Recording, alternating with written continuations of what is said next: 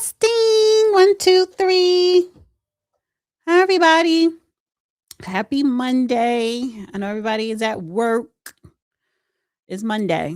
Monday is like the least favorite day out of the weekday with most people. I'm one of them. But we are here, like I said, new time on Mondays, 3 p.m. Eastern Standard Time. It works better for me. It works better for the judge. And yeah, and I think it's going to work better for the algorithm. However, everybody, I need you guys to like this video, share this video on all of your social media, whether it's Facebook, Instagram, X, yes. And shout out to everybody watching on X. Please like and repost and bookmark on X as well. Let me bookmark it. Yeah. Um So we have a really good show today. Of course, we got to go talk about Minnesota fraud, the ICE protests, which is starting to trigger in blue cities nationwide, and the Fed chair Jerome Powell, honey, the DOJ has subpoenaed him. Yeah, and we have a special guest. I hope he still comes on because I know he's busy. So we have a special guest, attorney Jeremy, and I don't want to mess up his last name. Jeremy Mac. I have it right here too. Mac Lamont. He is the one that defended Malago in her case. Well, in the case of Megan Thee Stallion versus Malago. So he's going to be coming on a little bit later in the second hour. Hi, Regine Cajun from South Louisiana, 309 Technology. Hi, TC, King Hazy. Hi, everybody. The judge should be up shortly. He said he's logging in. Of course, we all know it takes him a minute to log in with his slow Wi-Fi. Even though he's probably preparing himself. See what I look like, honey. And oh, I am starting a Patreon. And I'm going to officially launch it next week, Monday, during next week's Monday live show. So I will be starting a Patreon. And what I'm going to do is, and I am going to put a question in the chat, a Q&A in the chat, because I want you guys, and I'm going to add a poll too in the community section, because I want to know, what do you guys want to hear in a Patreon? Because I have a section where it's going to be Judge Joe Brown Uncensored. And that's one of the main reasons why I started a Patreon, is because I know it's things that you probably want the judge to talk about, and he really can't get into the nitty-gritty details here on YouTube. So with Patreon, you can listen to the judge uncensored. But I want you guys to have input as potential members joining a Patreon. So I want you guys to put in it when I upload it in a community section to get some feedback, and I'm gonna put a Q&A in a live. Tell me like what uncensored topics you want the judge to talk about, right? It could be anything, law, geopolitics, anything, history, anything. So that's one of the main reasons why I started a Patreon, so that the judge can have a platform of being uncensored and educating all of us, right? And then also it's going to be, and that's the highest tier. Then it's going to be my tier, to where I'm going to be uploading things that I do in my life, such as you could go on this weight loss, getting in fit workout journey with me. So, I'm going to be uploading the day in the life with the real Dana. And I have a lot of exclusive content as well that I will be talking about and interviewing people that I really can't do on YouTube, right? So yeah, so I'm building up my Patreon family. Here goes the judge. Judge, I'm gonna wait till you get situated, because like I said, I don't want people being nosy, honey, while you walking through your house. Um, I see you. Okay, there you go. Hi, how are you? I'll manage. look keeping up on the stupidity going on in the country today. There's a lot of that. Oh yeah, there's a lot of that. A lot of ignorance too. In other words, the old time ignorance where people just don't know. So what they are trying to do is not the right thing, even though they think they are. Yeah. Yeah. Um, well, let's get into it because I want to make sure we cover as much as possible before the guests come on.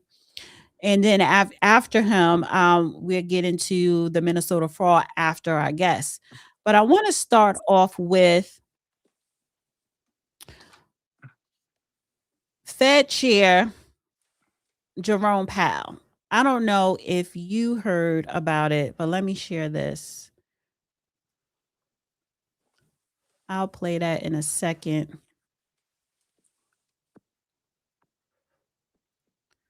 So, Federal Reserve Chair Jerome Powell said the U.S. Central Bank was served with grand jury subpoenas by the Department of Justice on January 9th. In a statement on the 11th, which I'm about to play, Powell confirmed that officials threatened a criminal indictment over his Senate Banking Committee testimony in June of 2025. He says that testimony noted concern and part of a multi-year project to renovate historic Federal Reserve office building. So I Renovate, renovate. what did I said renovate. Or you said renovate. Oh, We're trying renovate. to, oh, renovate. That's what she's saying. Yeah. Oh, I said rate instead of vate. Renovate a historic Federal Reserve office building. So I'm going to play his response to the subpoena. It's getting a little bit messy. Good evening. On Friday, the Department of Justice served the Federal Reserve with grand jury subpoenas, threatening a criminal indictment related to my testimony before the Senate Banking Committee last June. That testimony concerned in part a multi-year project to renovate historic Federal Reserve office buildings. I have deep respect for the rule of law and for accountability in our democracy. No one, certainly not the chair of the Federal Reserve, is above the law. But this unprecedented action should be seen in the broader context of the administration's threats and ongoing pressure. This new threat is not about my testimony last June or about the renovation of the Federal Reserve buildings. It is not about Congress's oversight role. The Fed, through testimony and other public disclosures, made every effort to keep Congress informed about the renovation project. Those are pretexts.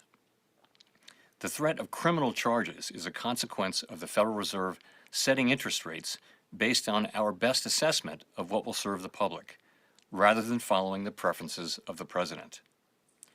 This is about whether the Fed will be able to continue to set interest rates based on evidence and economic conditions, or whether instead monetary policy will be directed by political pressure or intimidation. I have served at the Federal Reserve under 4 administrations, Republicans and Democrats alike. In every case, I have carried out my duties without political fear or favor, focused solely on our mandate of price stability and maximum employment. Public service sometimes requires standing firm in the face of threats. I will continue to do the job the Senate confirmed me to do, with integrity and a commitment to serving the American people. Thank you. You want to renovate the buildings that have been used by the Federal Reserve Agency. What historical situation is commemorated by doing that? Well, it's a failure of legislative authority, it's a failure of legislative capacity, and it's a failure of legislative information and competence.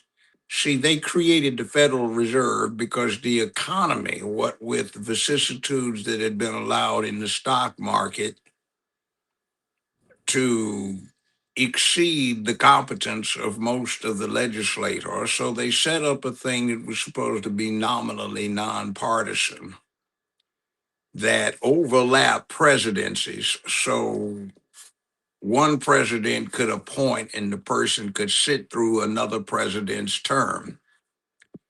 And they were supposed to be immune from the typical political pressure. But the problem is that some of what they do is directed toward corporate profitability. Some of what they do is directed toward keeping the people employed. Some of what they do is directed toward advancing agendas.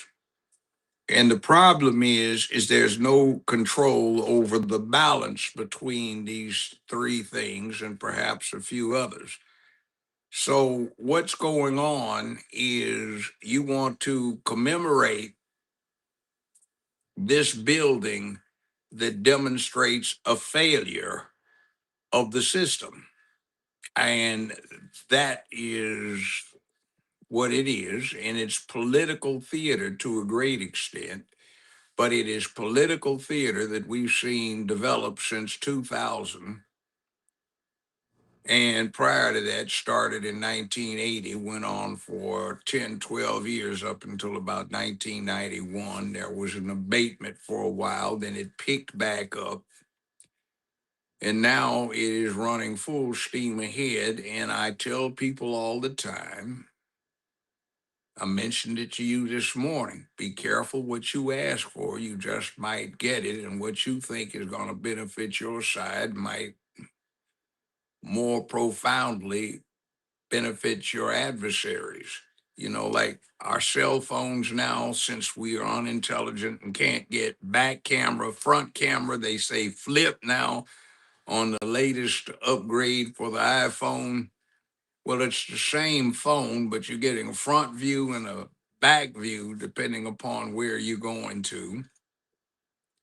Nobody's telling you which one you're looking at. You're supposed to be able to recognize it, but some people don't seem to know their front end from their ass end these days, so that's questionable.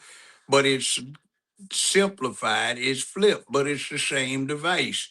So what you get often is an advisement, a push that has a hidden agenda.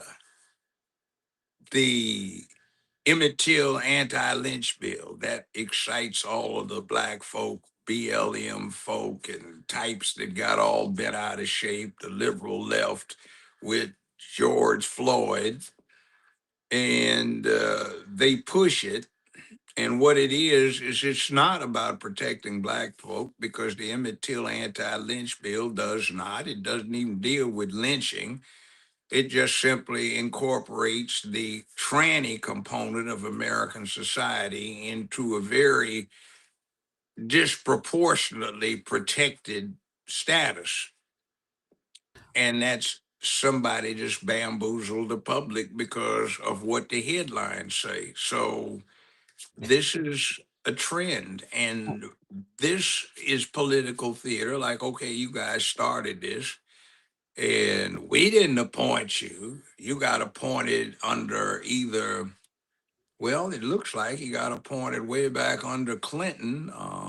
Yeah, he said And the last 4 presidencies, yeah, so that that would would be be George Bush or Bill no, Clinton, Bill Clinton, uh, Bush, George Bush, Obama, Barack Obama, and Trump. well, maybe it was Bush, but Bush is a clown anyway. He was probably the one of the dumbest people we've ever had as president of the United States, and most incapable, incompetent, and crooked. And Well, between he and his cousin Obama, his cousin Dick Cheney, and his daddy, cousin to them all, George Herbert Walker Bush, and the fact that it is arguable that we've been in two long, long wars, the longest in our history, to advance their family interest, either Zapata Offshore Oil Inc. back in 1990 or Halliburton in 2003, which is still ongoing.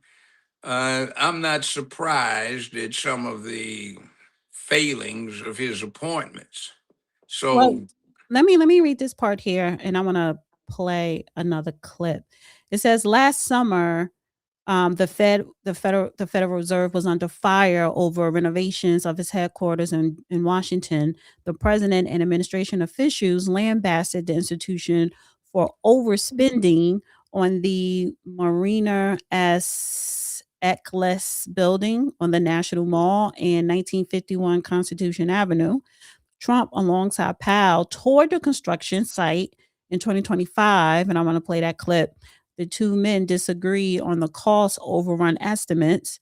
When the renovation project was approved in 2017, the budget was 1.9 billion. It has since increased to 2.5 billion because of inflation, asbestos, and soil contamination and extended timelines. Trump noted that the price tag rose by an additional 600 million. And this, Tear the damn thing down and put them out in Bethesda someplace at one of these government possessed facilities, or put them out there on a military base like the FBI has their uh, training facility next to the Marine one in Quantico, Virginia, or Langley, Virginia. These clowns, because of their backgrounds, think everything's supposed to look like board headquarters in a mega buck big international corporation. That's not what it is. They're doing a government function. It doesn't need to be ivory and tile and Mhm. uh, Well, if but crystal and chandeliers and But all of this stuff. just like the FBI building is run down, maybe this building was run down, but I want let me play this clip here. And the reason why I don't play this clip, and I have another clip after this, is to you see they don't like each other, and they're in the middle. They're in a press conference disagreeing. It was a little bit unprofessional, but. Well, thank you very much. We're looking at the construction, and we're with the chairman, as you know. Come on over. And we're just taking a look at what's happening. And it's a tough construction job. They're building basements where they didn't exist or expanding them. And a lot of very expensive work. There's no question about it. And Tim has been with me for a long time, and you're in charge of the committee. Indeed, it's one of the reasons I wanted to see it. The overruns and the expenses, wanted to figure out why. So we're taking a look, and it looks like it's about 3.1 billion. It went up a little bit, or a lot. So the 2.7 is now 3.1. I'm not aware of that. Yeah, it just came out. I haven't heard that from anybody. It just came out. Our notes said it about 3.1 as well.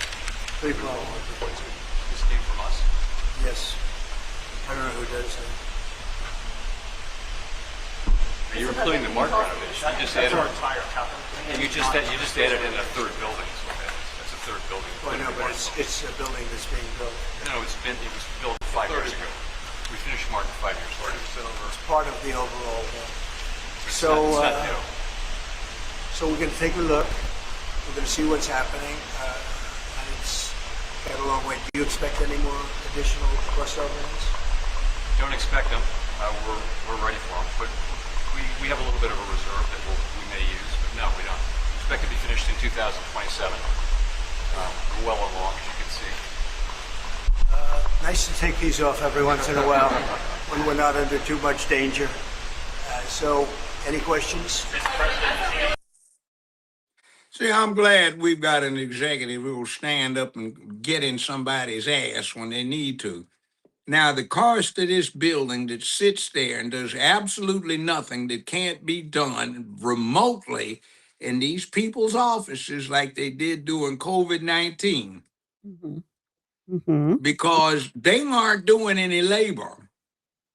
They're supposed to be thinking and using their skill and acumen to come up with the best bargain for the American people and the American economy. Now, that doesn't require the luxurious quarters. For $3.5 billion, they could have bought two old B-2 stealth bombers. Now they have a new model, the B-21, that is an update on the B-2. It's the same kind of strange wing-looking shape. and you can buy 4 of them now. So we'd be better off getting 4 B-21 bombers than a hunk of tile, brick, concrete, where some pampered folk that have spent their lives studying how to work a market that needs reform. And why the hell are we worried about renovating it? All of the stuff, have you been in a government building lately? Mm-mm. No. A lot of them are run down, old, decrepit, and there's a lot of The last business time I've going been in in. one, yeah, it was Yeah, you've been into a federal courtroom or courthouse lately? not a federal. No, honey. I like to stay I in mean, yeah, Vegas. some of them are beat I up don't and need to broke be down. there. I don't I need to. know, but I'm just saying that's where real business gets transacted. Mhm, These folk can sit at their desk and their primary position. See, these are part-time gigs for them, mhm. essentially. And they don't stop doing what they're doing to make big money or run corporate interests that they may have some relationship to or in their minds anyway. So when they get out, what they did didn't go to waste as far as their own income situation is. So Well, I want to play this clip why here. do we have to have these folk in the lap of luxury when they are responsible for all of this crap getting run down and recommending interest rates that influenced, impacted negatively, well, impacted favorably on the idea of taking American industry and transporting it overseas so Americans lose their jobs by investing in stuff or making investments in things that are bad for the educational and training system that impacts the American youth so they can work tomorrow, Right. for dealing with heightening the state of ignorance in this country, and Well, for exploiting every opportunity to strangle the necks of the ordinary American citizen with greedy, unprincipled economics that do not help us. well, let me play this clip here. I like baby diplomacy. And honestly, it helps me to understand, but it's just a reenactment of the whole exchange. And that's what made me want to go and get the original clip, the first clip that I showed between Trump and Powell. Well, thank you very much. We're looking at the construction, and we're with the chairman, as you know. Chairman, come on over. And we're just taking a look at what's happening. You know, it's a tough construction job. They're building basements where they didn't exist or expanding them, and a lot of very expensive work. There's no question about it. And Tim has been with me for a long time, and Yes, you're in sir. charge of the committee. Indeed, one of the reasons why I wanted to see it was the overruns of the expenses, wanted to figure out why. So we're taking a look, and it looks like it's about 3.1 billion. It went up a little bit, or a lot. So the 2.7 is now 3.1. I'm not aware of that. Yeah, Mr. President. it just came out. Yeah, I haven't heard that from anybody at the Fed.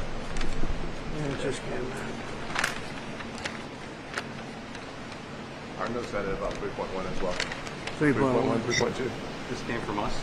Yes. I don't know who does that.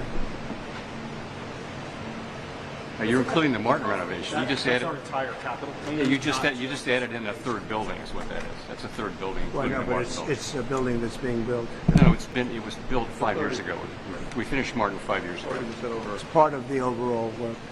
But it's So, not new. So we're going to take a look. We're going to see what's happening, and it's got a long way. Do you expect any more additional cost overruns? Don't expect them.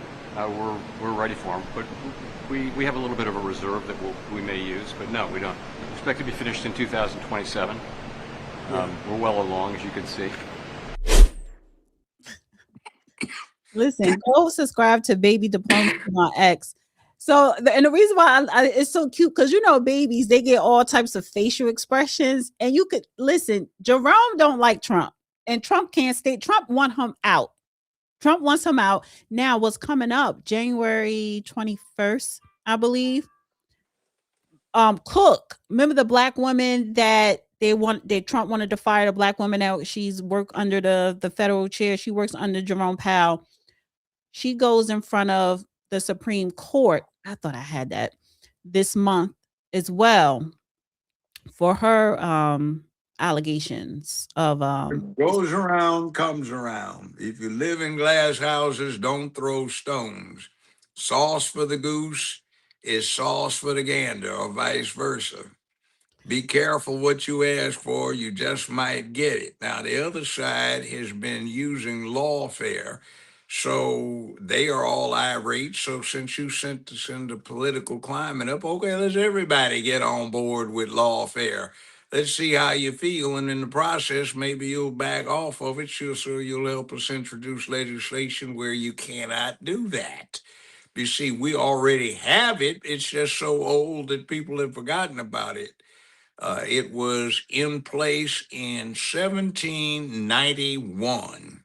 mhm, That's a long time ago. That's 200 and oh, 32 years ago. And you know what they called it?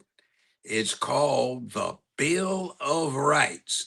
And the Bill of Rights was to prevent what is now lawfare. But these cocksucking idiots in the Democratic Party in this last jackass administration of Joe in the hole, they forgot about it and they wanted to impose and just go right around. And they even said that Ho and that Walzer up in Minnesota, who is ripping off the people up there, they wanted to, diminish the First Amendment. They want to abolish the Second Amendment. She even made statements saying the Fourth Amendment, that's got to do with search and seizure, needs to be carefully restricted. And the Fifth Amendment, the right to remain silent. Of course, we look at Fannie Willis and she doesn't know what the hell it means because she just sat there and blew her own thing by forgetting about it. yeah. So, I mean, look what they're trying to do. And then when somebody says we'll do the same thing back, you go, oh my God, how horrible. Then why did you start it? Well, another news that is good when it comes to the American people, the economy. Trump put a cap on credit cards. And as of today, credit card stock fall because of Trump's interest rate cap proposal. So shares of credit card companies fell on January 12th amid President Donald Trump's proposal to cap interest rates. Capital One declined 6%, American Express dropped 4%, Visa and MasterCard fell about 2%. Big banks slipped. Bank of America, Citibank, JP Morgan Chase, Wells Fargo slid 4%. Buy now, pay later stocks like Affirm and Klarna, they slipped 4 to 2%. In January, in a January 9th Truth Social post, the president proposed a 1-year cap on interest rates effective January 20th, reviving a 2024 election campaign idea. Please be informed. Here we go, right here. Please be informed that we no longer let American public be ripped off by credit card companies that are charging interest rates of 20 and 30%, and even more, which festered unimpeded during the Sleepy Joe administration.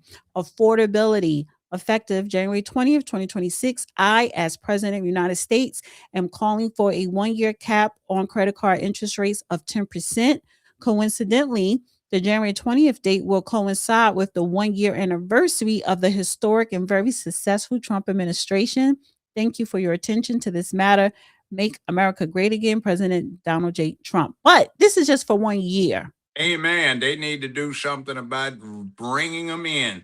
Capital One is the biggest ripoff. They lure people in, and then somebody's one day late getting in a payment, and then they ramp everything up with the interest rates getting ridiculous up to 21%.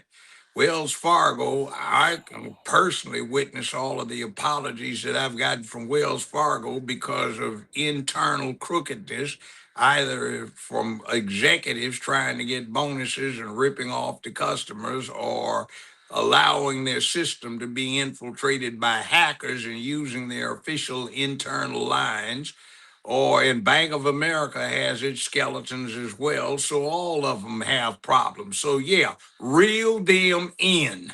Right. Now it says today's average interest rate for a new credit card is almost 24%. Trump stopped short of determining whether to use an executive order or rely on Congress to pass legislation. Speaking to reporters aboard Air Force One on January 11th, the president said if banks do not limit their interest rates, they will be in violation of the law. Yes, 24%. And how many people pay anything with cash these days? Right. So they're They've getting got a over their complete bonuses. lock on the American consumer because everybody uses cards. If it's not a preloaded card, which they get a piece of the action of, it's not a bank or an ATM card, which they control. It is a credit card. Nobody pays cash. You go in business after business, and they won't even take cash. And then on top of it, one of the reasons they don't want to take cash is because these jackasses haven't controlled crime in the streets. They'd rather have death and theft on the city streets than admit that they screwed up. And so now we're stuck. So why in the devil are you going to allow somebody to get an average of 24% interest on what has become a fundamental aspect of the American economy? In other words, that reduces the dollar bill you used to be able to spend from $1, 100 pennies, down to what? 76 pennies Right. instead of 100? Right. And Or so one quarter and one penny instead of a dollar, three quarters and one penny instead of a dollar bill. the rip off Ponzi scheme of these high interest rates, a lot of these banking and credit card execs, these interest rates go to their bonuses. Where Yeah, and then they want to have a nice fancy building right, or to yacht, they buy to yachts. celebrate. Oh, Right, we got ripped off. This thing is 100 years old now. We need to go back in and revise it. right. And so Trump is on a roll. And we Also, might make it a constitutional amendment that before somebody in Congress can get in a position on a committee dealing with finance or law or something, they have a demonstrable background in the subject instead of just getting put on and don't know crap about it. mhm. Well, what he's also doing is he says here mortgage rates are now 5.7%. Mortgage costs were huge under Biden, which they were around 8%. That's why almost no young families could afford a home. With my focus on housing affordability, and after I authorized Fannie Mae and Freddie Mac to invest their cash and buy $200 billion in mortgage bonds, mortgage rates moved down to 5.7%. This is great news for American families and real cost relief. We are bringing housing costs down and putting Americans first. Amen. Thank you.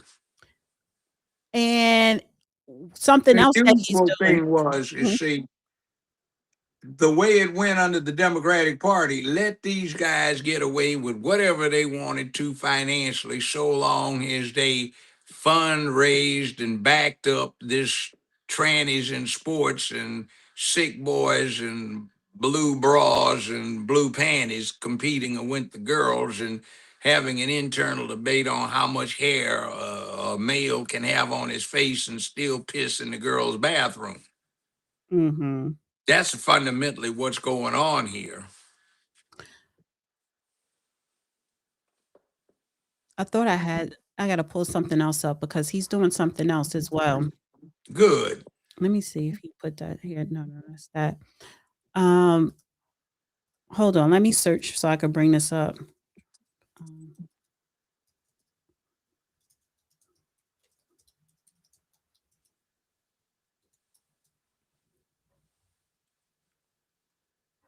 oh, this is it here. Yeah.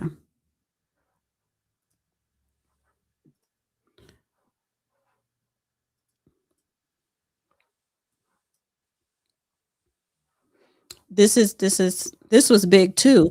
Trump says US to ban large investors from buying homes. President Trump says he's immediately taking steps to ban large institutional investors from buying more single family homes. People live in homes, not corporations. President Trump said the U.S. should bar large institutional investors from buying single family homes, arguing that corporate ownership has helped push housing further out of reach for everyday Americans. That is so true. When we talk about BlackRock with these subsidiaries owned by BlackRock, they're going around buying up single family homes, telling people, remember I was telling you my father, he would get That's these letters. Halliburton, by the way. Well, 1 second, because remember I told you my father was getting letters, or we'll buy your home for cash, give you 100,000 outright. And what they do, they buy up these single homes, rent them out, and hike up the cost of rent. So it could be a whole community, a whole neighborhood, and it's owned by corporations. So he says for a very long time, buying and owning a home was considered the pinnacle of the American dream. It was a reward for working hard and doing the right thing. But now, because of record high inflation caused by Joe Biden and Democrats in Congress, the American dream is increasingly out of reach for far too many people, especially younger Americans. So, yeah. That Bush Bamian was to be um, the hoe after she left Joe. They were all going to get in on that. Yes. That's part of Halliburton's investment scheme. Now, here's the other thing too. See, what is the fundamental purpose of the government, of the tribe, whatever, of the Confederacy, whatever? There are three things: food, clothing, and shelter. And see, if you let these people take advantage of the system and the financial circumstances that this Fed is responsible for setting up, and impugn the ability of the average citizen to get shelter, even if you feed him, even if you clothe him, I guess he can go get a bunch of Nike tennis shoes or something and Nike sweats or whatever the devil, workout pants and jacket. Where's he going to live? So you have to maintain some control over the ability of your public to shelter itself. Right. Let me play this clip real quick. Stocks of the institutional owners of single-family rental homes have just been taking a huge hit because President Trump just posted on social media that record high inflation has pushed Americans out of the dream of home ownership, especially younger Americans. And he said, "It is for that reason and much more that I am immediately taking steps to ban large institutional investors from buying more single-family homes, and I will be calling on Congress to codify it. People live in homes, not corporations. I will discuss this topic, including further housing and affordability proposals and more, at my speech in Davos in 2 weeks." Now, the key in that statement is that he would need Congress to pass something like that. But it's important to note, large institutional investors, and the biggest names are Invitation Homes, American Homes for Rent, and Progress Residential. It should be known they own less than 5% of all single-family rental homes in the U.S. They are concentrated in certain markets, which can push buyers out in those areas. But the vast majority of rental homes are owned by small to mid-sized landlords, mom-and-pop shops. But again, you can see those stocks are taking a huge hit on that, Kelly. Yeah, down 5-6%. So, Diana, this was a post on Truth Social.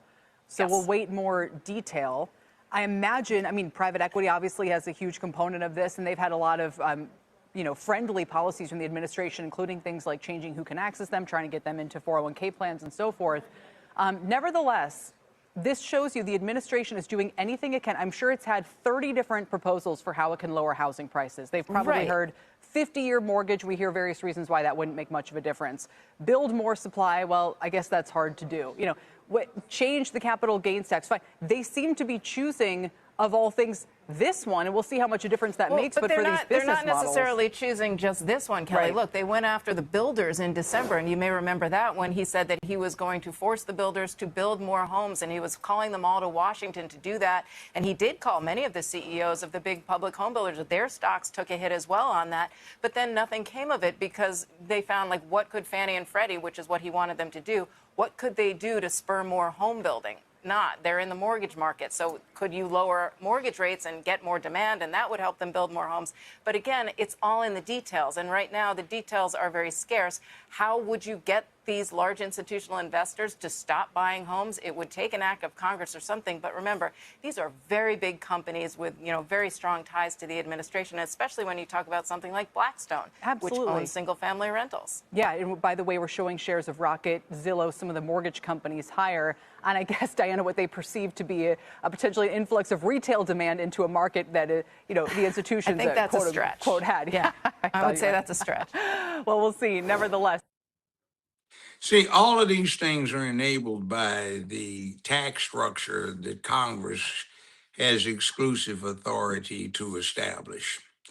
The Fed, which they created almost 100 years ago, is supposed to advise them and is given massive leeway to impose the details. And what they're interested in is the top 5 to 3% of the economic spectrum of the country. Now, you take 5% of the population and you figure out who you're talking about, that 5% is a significant proportion of those who would be first time homeowners or those who are first time homeowners who want to upgrade.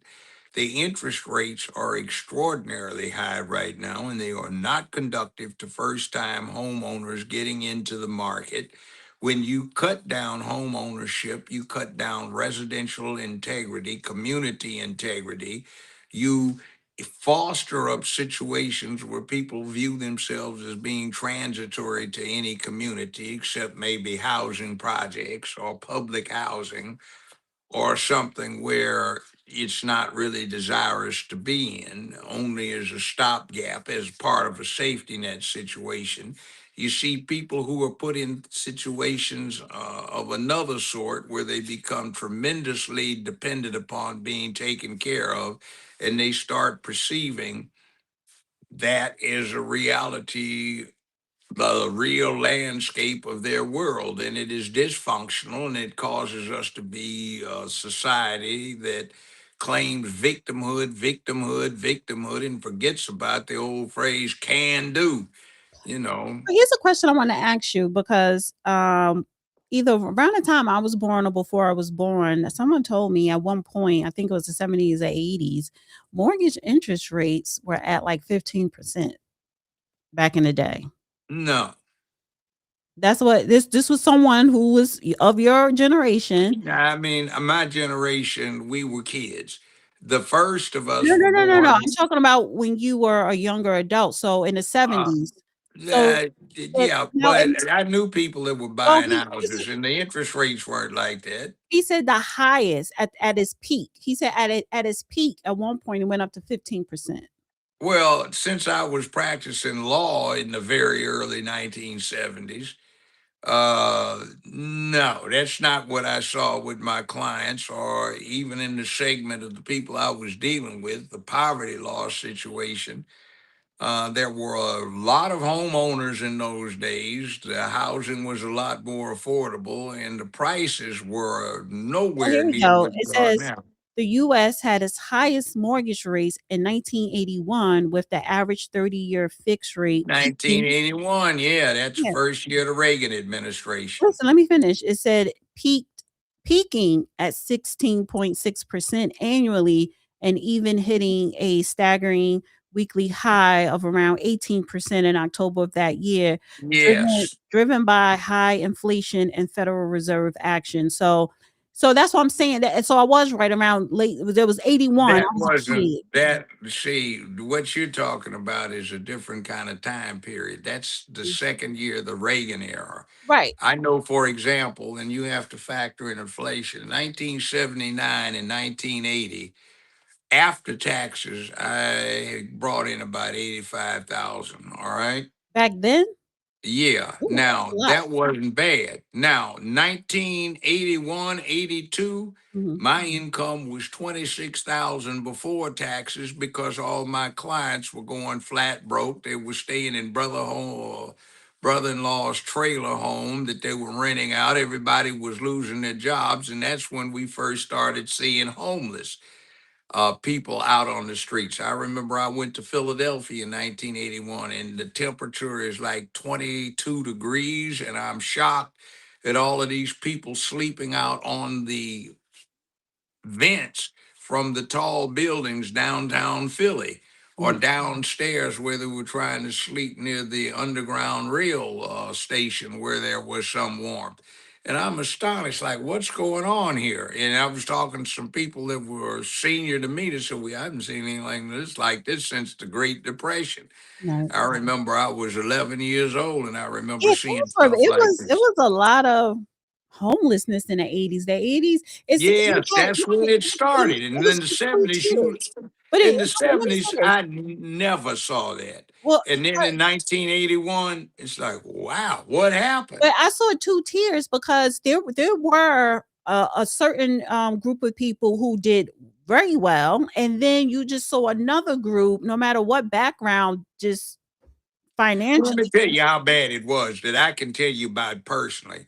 I got enraged and pissed off when I discovered that my lowly self was paying more money to the federal government, not as a percentage, but in actual dollars than Boeing aircraft was. I said, whoa. And I started asking around and I started passing stuff out. I said, look at this.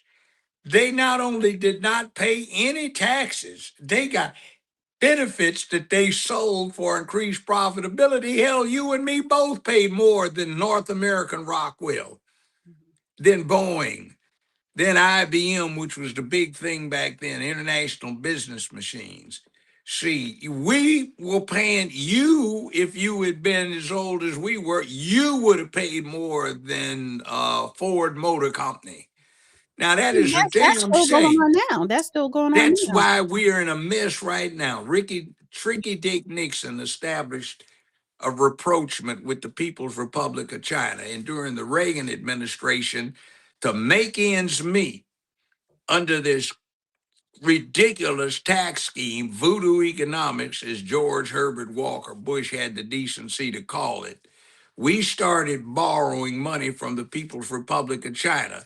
We owe almost 30 some trillion dollars to the People's Republic of China. And under the Obama administration, the solution was to borrow more from them. Mhm. So I'll give Bill Clinton this. It dropped under his administration and it picked back up. And then during what we have here, the Obama administration, it dropped drastically under Trump. And then with the hoe in the Joe, or the Joe in the hoe, it went back up. So we talk about keeping, see, the ignorant enthusiast starts talking about we have to ban China from owning property in America and all of this. Well, they get it because they got it as collateral loaning the money to our federal government. Mhm. Mhm. Because in the 1980s, we essentially went underwater because, as I said, the average American middle class person was paying more in taxes than the biggest corporate entities in the country, literally, not percentage wise, but in actual dollars. So, what do you think we did to make up for that shortfall of income when you had all of that other mess going on around the world, where we had bin Laden brought in and befriended and taking the nuclear weapons plans and delivering them to Pakistan? And then the missiles and the money split with the Iran Contra scandal, where Congress said we are not to aid them. But that administration sold almost 4,006 or 700, 46, 4,700 Stinger missiles. Mhm. The Taliban got them. There are about 26, 2,800 of them unaccounted for. And they're still all out around the world. And these things weigh like 15 pounds, 20 pounds. And somebody just stands there off of a runway anywhere in America, wait till he gets a buzz tone and pulls the trigger, and there's a downed aircraft. Mhm. So I mean, we have this, and now you have people with the opportunity to bring 45-year later improvements Yeah. across the border when these idiots Joe in the hole opened up the southern border to Al Qaeda, Hamas, ISIS, and all of the people that hate us, Iran, North Korea, and all of the rest of them. And we have them sitting here ready to flip the switch. And nobody seems to be worried about it. Right. Right. I mean, I think Trump he's trying to, because the banks and the credit card companies and the mortgage company, they're upset with him, but it's like he's trying to do right by American people. It's so much he can do. He can't just take a wand and undo the last 50 years of, corporate takeover, basically. However, I do see him, and this is just his first year, literally his first year, trying to keep his campaign promise, like most presidents don't, and give the American people some type of relief. Honestly, I think he should extend the credit card cap at least for his whole presidency. But it's a start, even with the preventing these corporations, because they say, oh, these corporations like Blackstone only own 5%.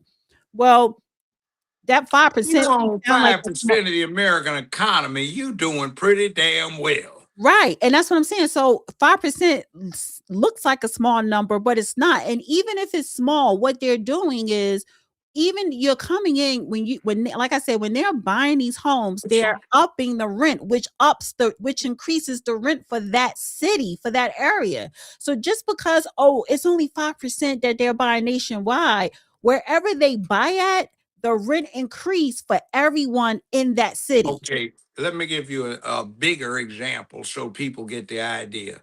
Okay, they've got Sheridan in downtown Memphis, all right? Sheridan is an international corporate entity, right? Mhm. Why in the hell does the city of Memphis need to finance to the tune of $220 million of taxpayers' money to rebuild the downtown Sheridan? 220 million. The company was advertising an 18.7% minority set aside. The crooked mayor they have, Paul Young, and his entourage, and the previous one they knew as the popping fresh doughboy, the previous mayor, they got arguably $8.6 million as their cut, and they're only advertising that it's a 15% set aside, which, aside from it being DEI, is compounded by the fact that the city is now, after putting $220 million into renovating the damn thing, going to buy it from the Sheraton hotel chain for $250 million. And then the scam is to rent it back to the Sheraton for $1 a year, after we've put almost $500 million in there inside of 3 years. You know how bad the streets are around here. The potholes are ruinous. Crime is out of control. The schools have gone to hell. What little money they have left on the table is being corrupted by folk running similar scandals. And then that means that the folk that are pushing this nonsense get it back under the table. They've already got allegedly $8.6 million. Next thing that happens is you do stuff like divest your city entities of their resources, so you have to subcontract it out to private entities. We talked about our utility company around here. Across the street, the fees to clear 1 square mile of debris run from about $2,100 for the square mile to somewhere up around 4,600, 4,800. Some sources say the highest might be 7,000. But we contracted here with 3 private entities to pay not 2,100, not 4,200, but 24,600 per square mile to take down debris that interferes with power lines. So what did we come up with? A newly developed scandal that's come up in the last month and a half where the current mayor and the previous one, the poppin' fresh doughboy, aka Strickland, they are implicated in $110 million worth of ripoff of the public funds. And see, how does that get financed? That goes to these banks that are dealing with financing the acquisition of all of these housing opportunities so that single family homes are bought up by these large scale investors slash sharks, and you cut out the shelter part of the food, clothing, and shelter triumphant that governments are supposed to deliver to their citizenry.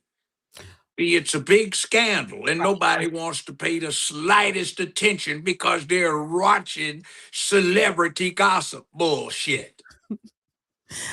You give these Like they people got some actress with a enhanced, already fat ass up there, half naked, and you're supposed to be paying attention to that, not the fact that you can't even find a place where you could have sex without paying somebody rent on the place. nicknames, you be forgetting their real names. I don't forget I do that. So was I talking about you? Right. Oh, you feeling guilty, Well, huh? one last thing on this mortgage thing that I want to just bring up before we move on to the next topics. Because somebody put in the chat communism.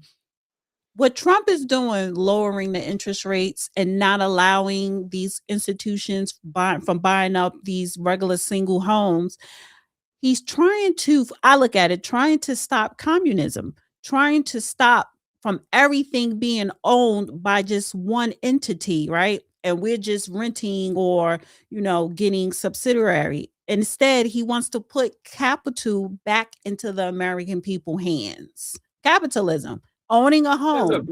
look. It looks like communism, but that's not really what it is. Get over it and upgrade your knowledge. Comrade Lenin wrote in 1919 a long paper saying communism is a corrective.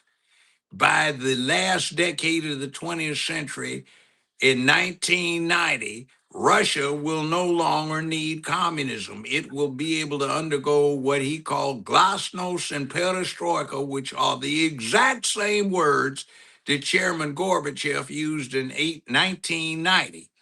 Communism is dead. The People's Republic of China operates internally on a communist basis, but internationally on an advanced capitalist base. By the way, they stabilize all of the world stock exchanges, and every cent of everybody's currency is stabilized by the People's Republic of China. They say the world runs on a capitalistic basis, and we cannot afford this whole place to crash on a Great Depression, a massive monster new depression, because it'll hurt us too. So we stabilize these markets. So when you don't control these sharks that are lurking out there to eat up the public and everything crashes, we get impacted too because nobody can escape from this house now. The world is too small. The next thing that's going on is we don't get it that we get all the time distracted by this nonsense, so we don't even have a clue. We don't know how to, our children, the youth don't know how to write longhand, so they got to print out everything slowly. All of them haven't taken speed typing, and they don't do like they do in the movies at 150 words a minute on a keyboard.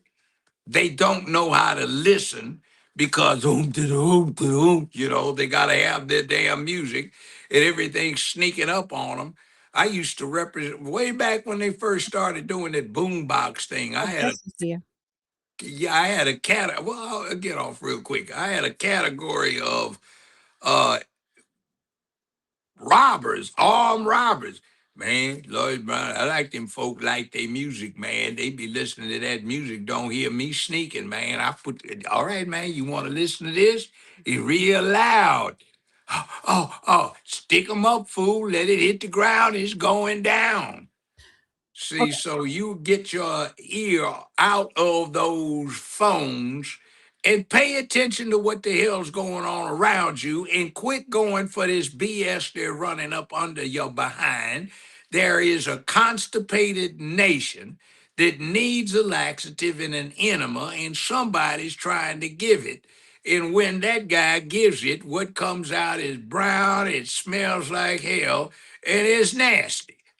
But you got to get it out of you because it stays in there and festers and you'll get sicker. Our system is bad. Now, let's get to our guest. All right. So I see him backstage, but I don't see he's not on camera. Oh, there we go. There we go. All right. I'm excited. How you doing? Good. How are you? Can you hear us and see I us? can hear Good? you. Yep. Okay. So welcome, Mr. Jeremy McClymont. McClymont. Okay, because I knew I was going to mess it up, but I was like, I'll ask him how do you pronounce it. How are you? I'm doing good. How you all doing? Good. So I wanted you to come on to have you on this platform so we could interview you because you are Milagro Graham's attorney, and she had the big case going up against Megan Thee Stallion, and I'm going to call that a victory for Milagro, but you can explain exactly, a little bit of details of that. But I want to, read your background so people can understand who you are. You are the founding attorney of Acelia. Did I say that right? That's correct. Yep. Acelia Law Firm. And you are an award-winning attorney, the Florida Association of Criminal Defense Lawyers, the Miami chapter. And you also received an award for the Rising Star Super Lawyer Award. You are a Tampa, Florida native. You have a Bachelor's of Arts in Criminology from the University of South Florida. You began focusing on the practice of criminal law while interning at the Hillsborough County Public Defender Office in 2013. Judge will really appreciate that. And you have a law degree from Florida International University College of Law. You also intern at the Public Defender Services for Washington, D.C., the Miami-Dade Public Defender Office. And during your internship, you advocated for legal rights for indigent defenders. Indigent defenders. And you worked for 2 years as a trial attorney at the largest criminal defense firm in the state of Florida, the Miami-Dade Public Defender's Office, and you represent indigent individuals who are facing felony charges. And for years, you have been arguing and filing constitutional motions in courts, taking dispositions, trying cases, and when necessary, negotiating plea deals with prosecutors. So you like to defend people who are unable to defend themselves. And welcome to the Man Up Show. Thank you for having me. So, meet you both. Yes. So with all that, Judge, do you have anything you want to ask them before I get into? No, we'll listen. Okay. So you won I keep saying you won the case, but very publicized case between Milagro Grams and Megan Thee Stallion. And you basically help save freedom of speech for us podcasters, content creators, and media journalists, independent media journalists. Can you kind of explain to us a little bit about that case and the verdict that came out and why it was somewhat of a victory for Milagro Grams? Yeah, I can. So Milagro Grams is like any other podcaster or media personality out there. But she does have a lot of structure to her shows that she creates. So she's contracted with a company called Station Head, which is like a radio platform where she will put on shows. So in these shows that Miss Cooper has, she will have a run of show or like in some sort of an agenda as to what she's going to go over in her shows. And they're mainly things, hot topics and issues that are in hip hop culture and whatnot. It can be sports, it can be artists, rap artists, R&B artists. It can be any number of things that would appease her audience. So she'll go through these things and she will have these shows and she has a big audience and people love her show. And that is what she does on a day-to-day basis. She streams with Station Head, she streams with other platforms, and she has a Discord chat. And so she is, by pretty much all measures, someone who lets people know, her audience know about things that are happening in the real world, and she will give her opinions on these things, right? So that is Miss Cooper. Where Megan Thee Stallion, Megan Pete comes along is that Miss Cooper has said things on her shows that Miss Pete, Megan Thee Stallion did not like, right? And Miss Pete felt as though Miss Cooper was aligning herself with Tory Lanez, and and now even still, there are pretty much two groups of people, two classes of people. Some that will side with Tory Lanez, and some that will side with Megan Thee Stallion. So you pick your side, or you can just stay out of it. But it's pretty much how it is with this whole back and forth of Megan Thee Stallion and Tory Lanez, and the shooting and whatnot, and the trial that happened afterwards. So Megan Thee Stallion feels as though, or felt as though, and maybe still does, feels as though Miss Cooper was a mouthpiece for Tory Lanez, and that Miss Cooper was saying things that Tory Lanez told her to say, and gave her. He gave her money. She made claims that Tory Lanez gave Miss Cooper money to say the things that she was saying, and all these different things. And so she's not a media personality. She's just a mouthpiece for Tory Lanez to continue to harass her and whatnot. That was her claim, and she claimed that Miss Cooper defamed her by saying certain things on some of these podcasts and on some of these streams to defame and diminish Miss Pete's resume. So she filed suit, and she asked for a lot of money. Right? She claimed that Miss Cooper was the reason for her losing a lot of endorsement deals, millions of dollars, and that Miss Cooper was the fault for her emotional distress. That Miss Cooper caused her to go into a inpatient mental health facility. That Miss Cooper caused her to pretty much, be depressed and have all of these mental issues that no one else in the world but Miss Cooper caused. And so that was the backdrop of the trial. And the trial happened, and one of the things that Miss Pete did not do was, or her lawyers did not do, was to send a cease and desist letter to Miss Cooper. Because Hold on 1 second. I have to make a comment. There were, by my watch, 1 minute and about 45, 46 seconds. I heard nothing. Everybody was frozen. And on Yeah, the you went screen, out. yeah. You had went out and came back in. That's why. No, but I'm saying my screen said in a yellow ribbon at the top, it says, oops, sorry, connectivity problems, patient. I could see myself moving, but the two of you were frozen. oh, no. Do you know what the last I last get the idea what you were talking about, but I timed it by my watch. I was out of here I missed about a minute, 40, 45 seconds. Let's just say round it off like that. do I need to repeat anything for the No, show? you don't. I get what you're talking about. Okay. And by the way, may I ask you a question since I just came back in on this one? So, what if she was parroting somebody else? What difference does that make? She's supposed to be immune, meaning the person known as Megan Thee Stallion is supposed to be immune from public criticism for the position she takes and the behavior she advocates?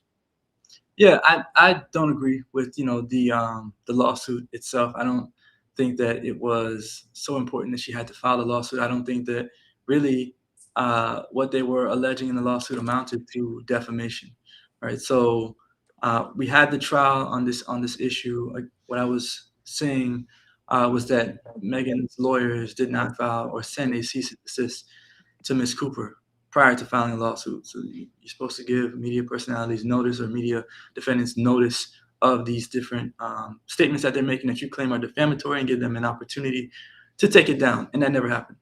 So I got on the case very late in the game. So I didn't have an opportunity to file motions to dismiss or motions for summary judgment to bring up this issue of the media defendant.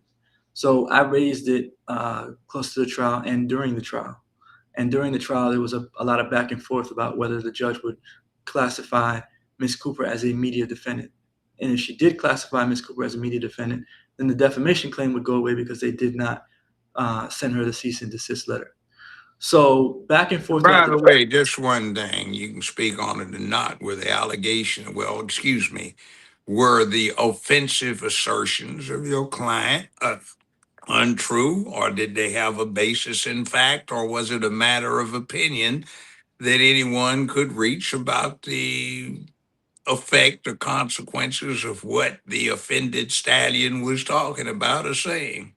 Yeah, so there were a couple of defamatory statements that they claimed Miss Cooper made. So one, for instance, was a time when Miss Cooper went to Twitter and pretty much said on Twitter, this is after the Tory Lanez, the verdict came in, and she pretty much said, all this verdict does is tell you, or show you that anybody, your brother, your uncle, your dad, or something of that nature, can go to court in a system that has uncredible or incredible witnesses or unreliable witnesses, bad botched investigations, and they could be found guilty. It was something to that effect, right? And the tweet is probably on Google. You could pull it. Yeah, I used to do X quite a bit until they suspended me permanently for some reason they never could articulate. Yeah. But uh, was any of that necessarily a matter of opinion? So I think all of it was opinion. That entire Well, tweet. what's wrong with in the American system? What's wrong with stating an opinion? No matter how offensive, as long as you're not misstating facts. Yeah.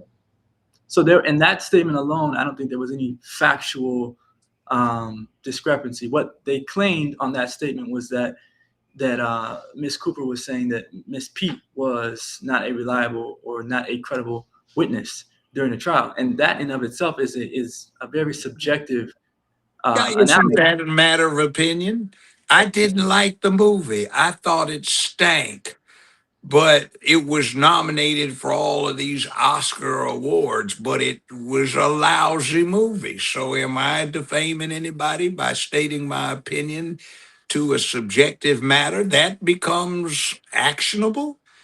Yeah, and I thought that should have been thrown out at motion to dismiss phase. That claim that a specific that when I say defamatory, I use air quotes, but that I'm defamatory. trying to back you up here. I'm glad you took a stand for First Amendment, by the way. And I'm making some underhanded editorial comment about the state of our profession. Yeah. So You actually took a stand and you weren't one trying to push the garbage that's out there. There are some people that are possessed of an international or national reputation for being civil rights lawyers, and they've never had a damn trial to show what they know, and they make a lot of cheap settlements considering what they had to work with, and they're always trying to game the system. yeah, yeah. No, I mean I'm in trial all the time. I mean last year I tried See, seven. but you've had an internship and a residency.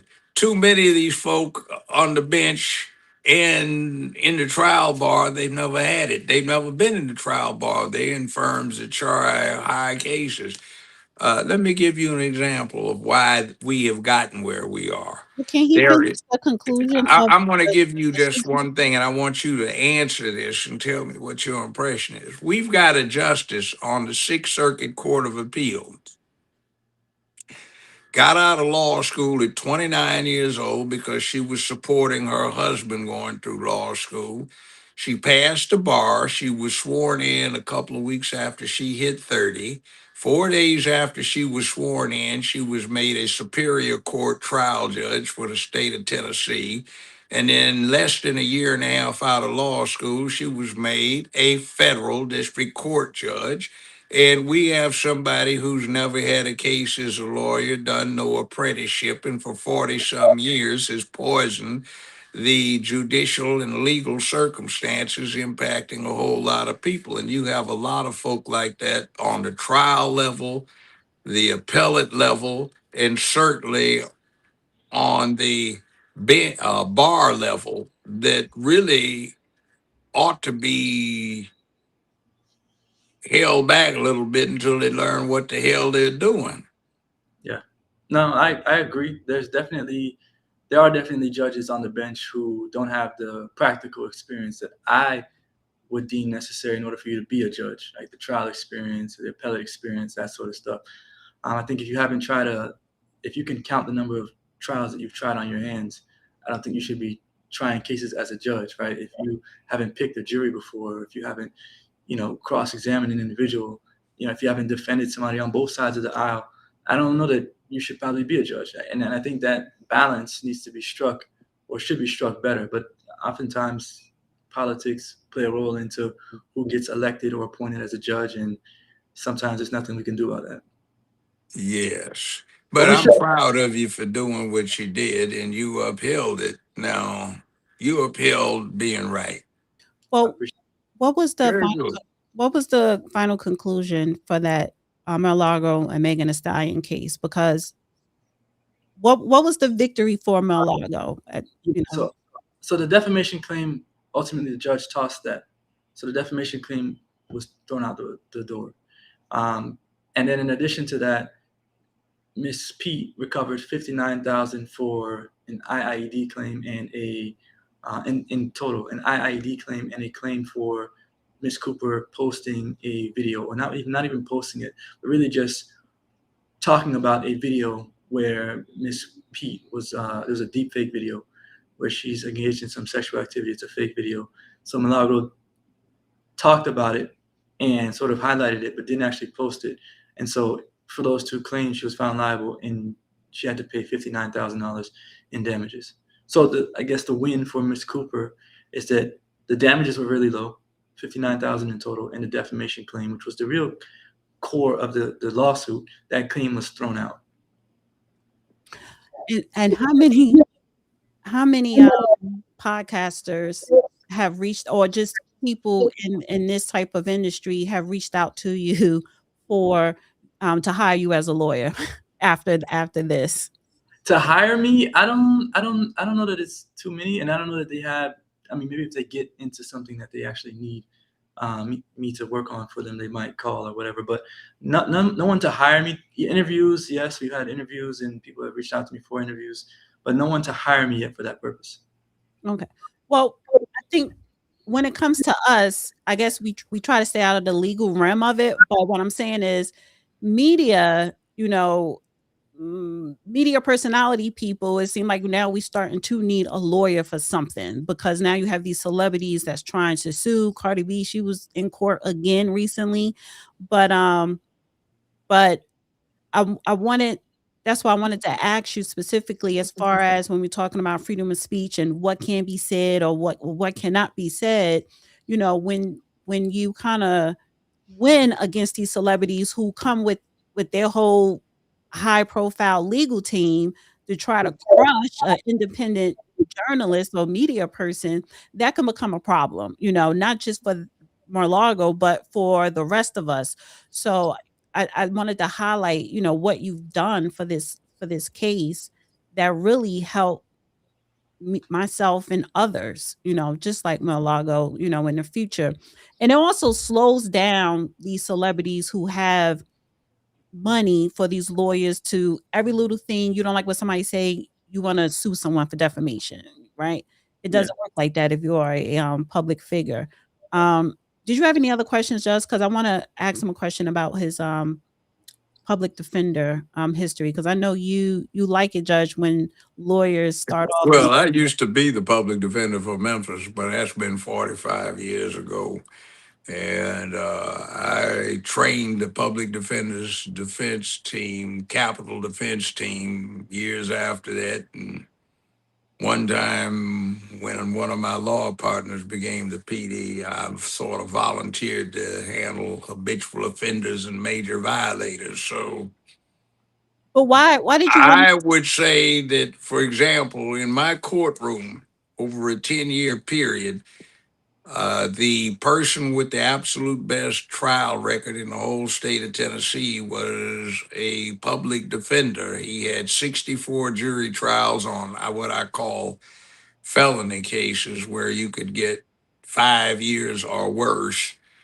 And he got one mistrial on a first degree murder case that wound up being a not guilty verdict, and two guilty verdicts where the clients he represented were found guilty of included misdemeanors, 1129 maximum time served. instead of the 10 years each was offered. So that's 64 victories out of 64 trials. That's a perfect record. So I always thought that the public defender's office gave better representation than most private attorneys because they had more experience, they had better files at their disposal, better precedents, better research opportunities, and an investigative staff that most people can't afford to pay for. So, So why did you start? congratulations, you were a public defender and you did your internship and apprenticeship or residency. Well, You learned what you were doing. what made you want to go that route? Public defender. Yeah. So maybe I decided I want to be a lawyer maybe when I was 12 years old. Hmm. And there was never any like, oh, I don't know what type of lawyer I want to be or anything like that. I always wanted to be a criminal defense lawyer from that time, from that age. And like, long story short, it was because the people around me, whether it be friends or family, whatnot, everyone getting into sort of trouble with the law, whether it be going to prison, getting deported, any of those sort of things. So I always wanted to be in that position to help people, especially the people that I was very close with.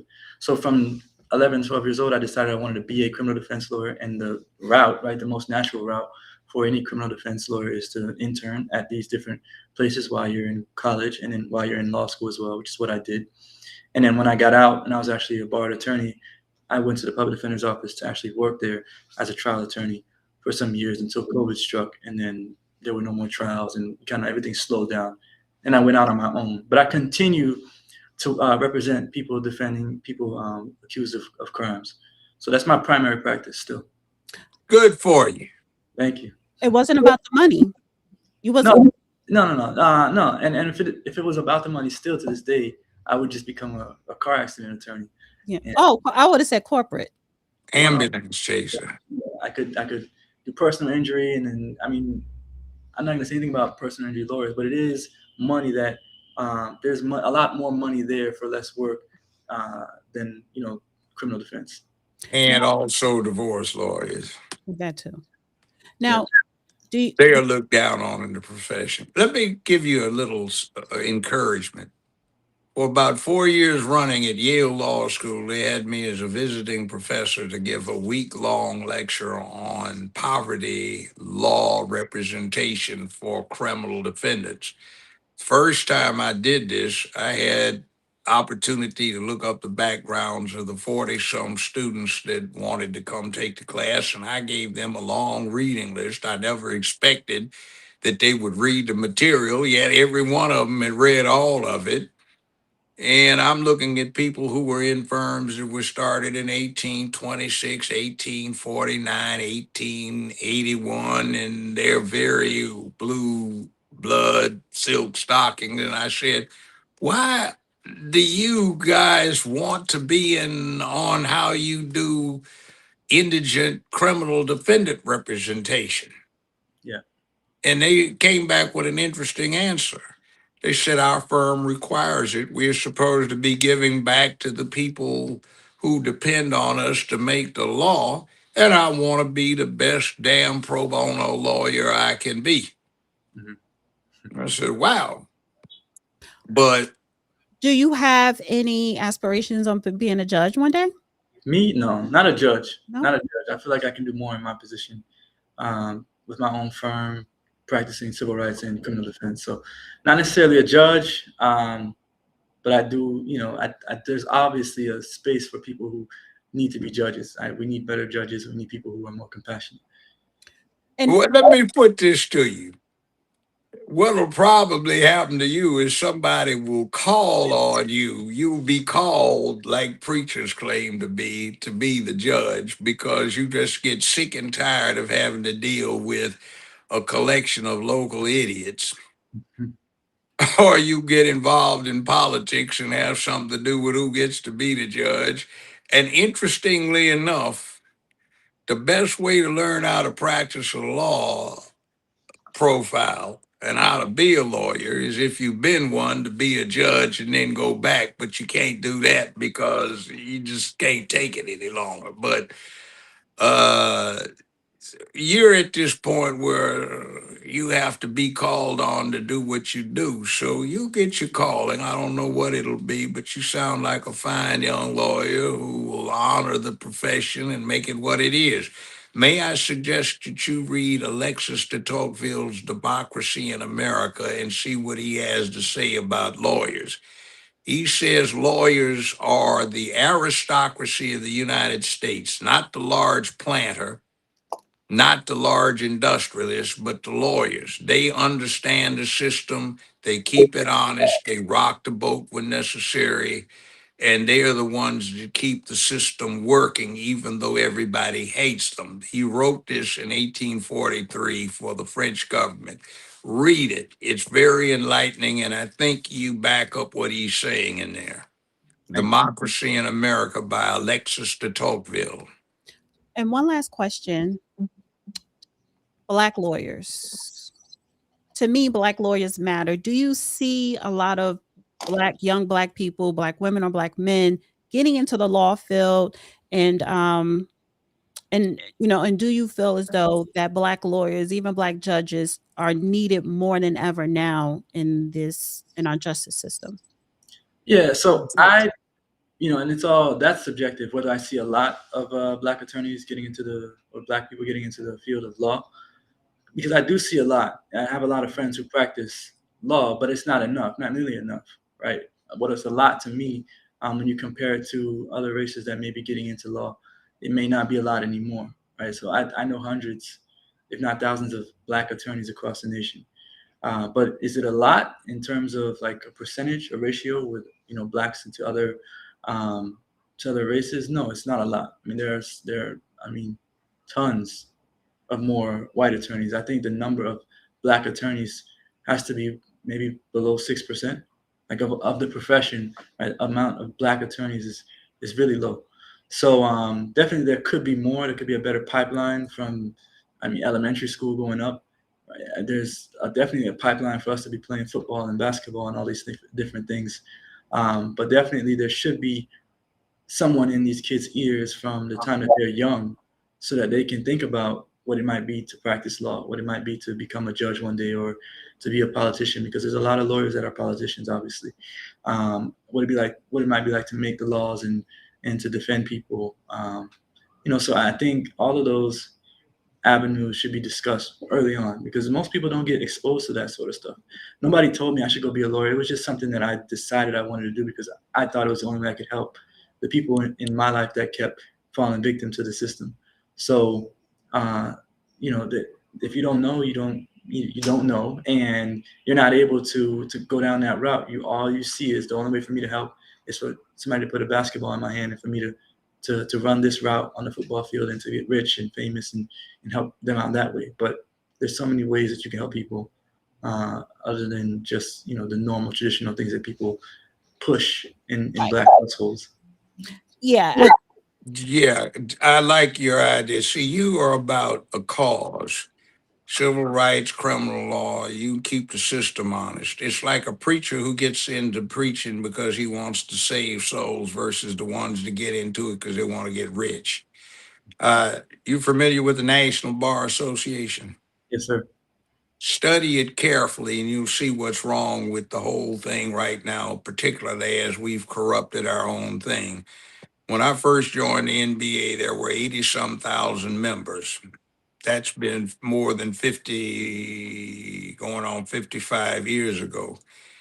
And now we don't even have 3,000 dues paying members because the last several administrations have allegedly been, shall we say, unwise with where the money is going, what programs they come up with, and they're using the thing for personal enrichment, allegedly, rather than spreading the practice of law around. So study up such things and avoid them like the plague. If you can, get a chance to confer with Willie Gary. Mhm. Do you know who he is? Yeah, I know him. Orlando. Yes. Very. Have you talked to him? I've not spoken to him personally, no. Speak to him. You'll enjoy it. He's a very personable individual, outstanding trial lawyer, and he won't tell you. but he has a unique distinction in all of American judicial, jurisprudential, legal history. He got the largest jury verdict sustained on appeal in American history. Yeah. Out of the top 10 largest verdicts, she's got several of them. And out of the top 10 largest settlements, she's got several. If anybody wanted to go and get something done in civil rights or advancing the cause, they would do well to question him closely and see how he did it and why. Yes. So I agree. I really Go appreciate talk to him. I really appreciate you coming on because I know this been a minute, and it's my apologies because in the beginning it was definitely my fault missing the email. So I really appreciate you, giving me the opportunity to have you come on and interview you. And listen, I support everything you do, and I appreciate what you're doing. I will be saving your information just in case I get hemmed up on something. But I just have real, 3 items of advice for you. One, real quick, go to your local law school and get a copy of your rules of civil and or criminal procedure and on the rules of evidence that pertain to both your state and to the federal system. They're usually thin pamphlets. Yeah. No, I have. Fire them up with yellow highlights and notes in the margin, and you win a lot of cases because the judges in opposite counsel very seldom are up on the rules of evidence. Okay, 2, if you wanted to try it anyway because you might get away with it. All right? Yes, sir.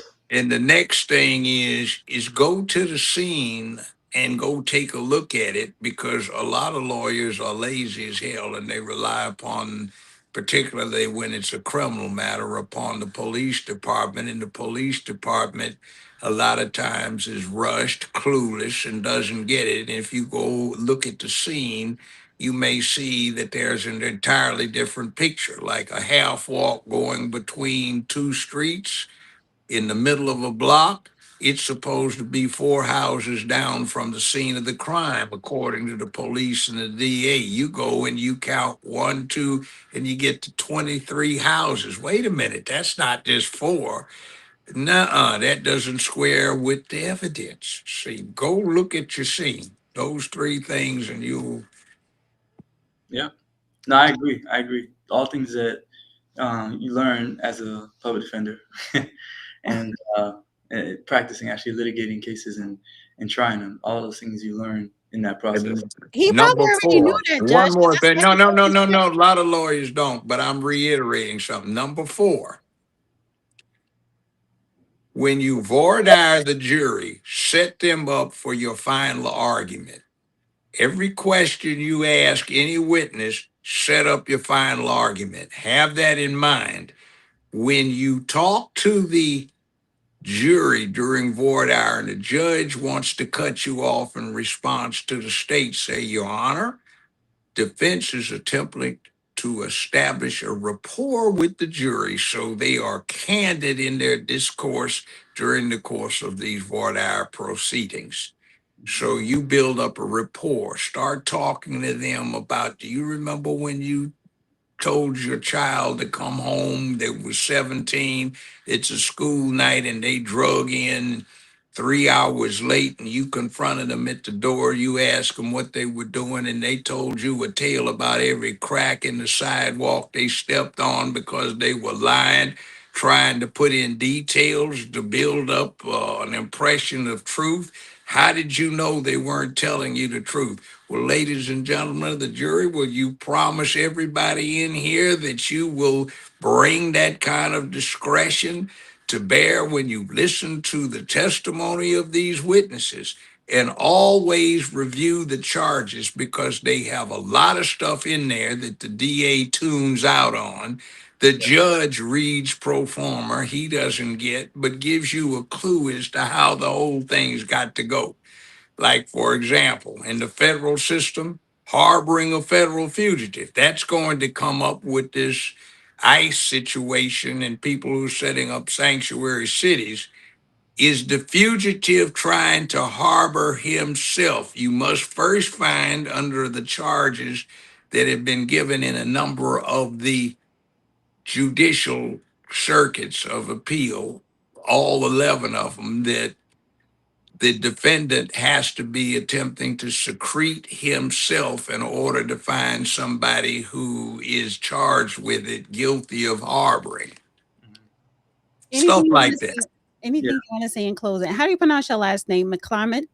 Yeah, you got it. Okay, I just want to make sure I had it right. So And anything? if you need a good lawyer, you look this brother up. He sounds good to me. Sir. I have a question. You're familiar with Riza, right? Riza Islam. Yes. Yeah. So I don't know if you all know, but he's a friend of mine. I also represented him in his criminal case. So I wanted Yeah, to, he needed a lot of representation, and sometimes he needs to watch what he's saying off the record when it pertains to that case, because they can use it. yeah. So I know I think I saw maybe you and him spoke on a panel together at some point. Yeah, I know him. Yeah. I think I may have his phone number and, well, at least one cell phone I had. But anyway, he's a young brother. He's okay. Candidly,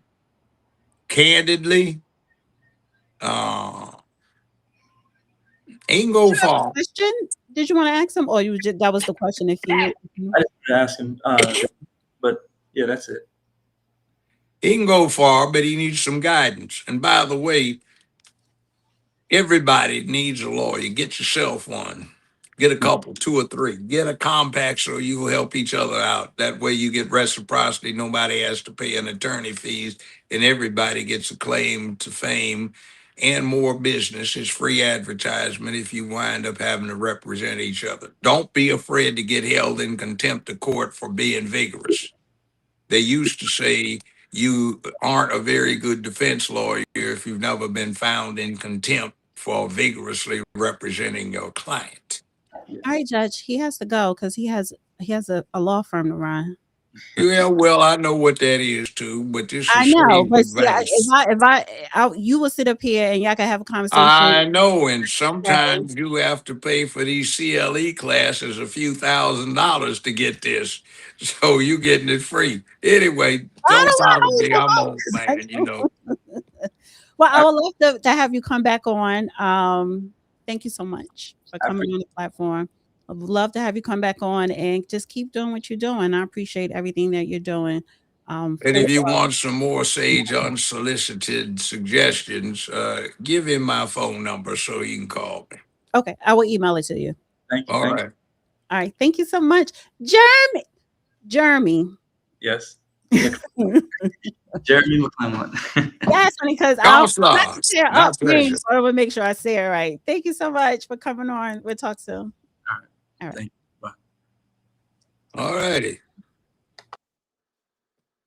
That was refreshing. Yes, very nice. And honestly, he was supposed to come on in December and I emailed him and I missed his email. And I'm like, oh my God, because which is unprofessional, but it wasn't intentional.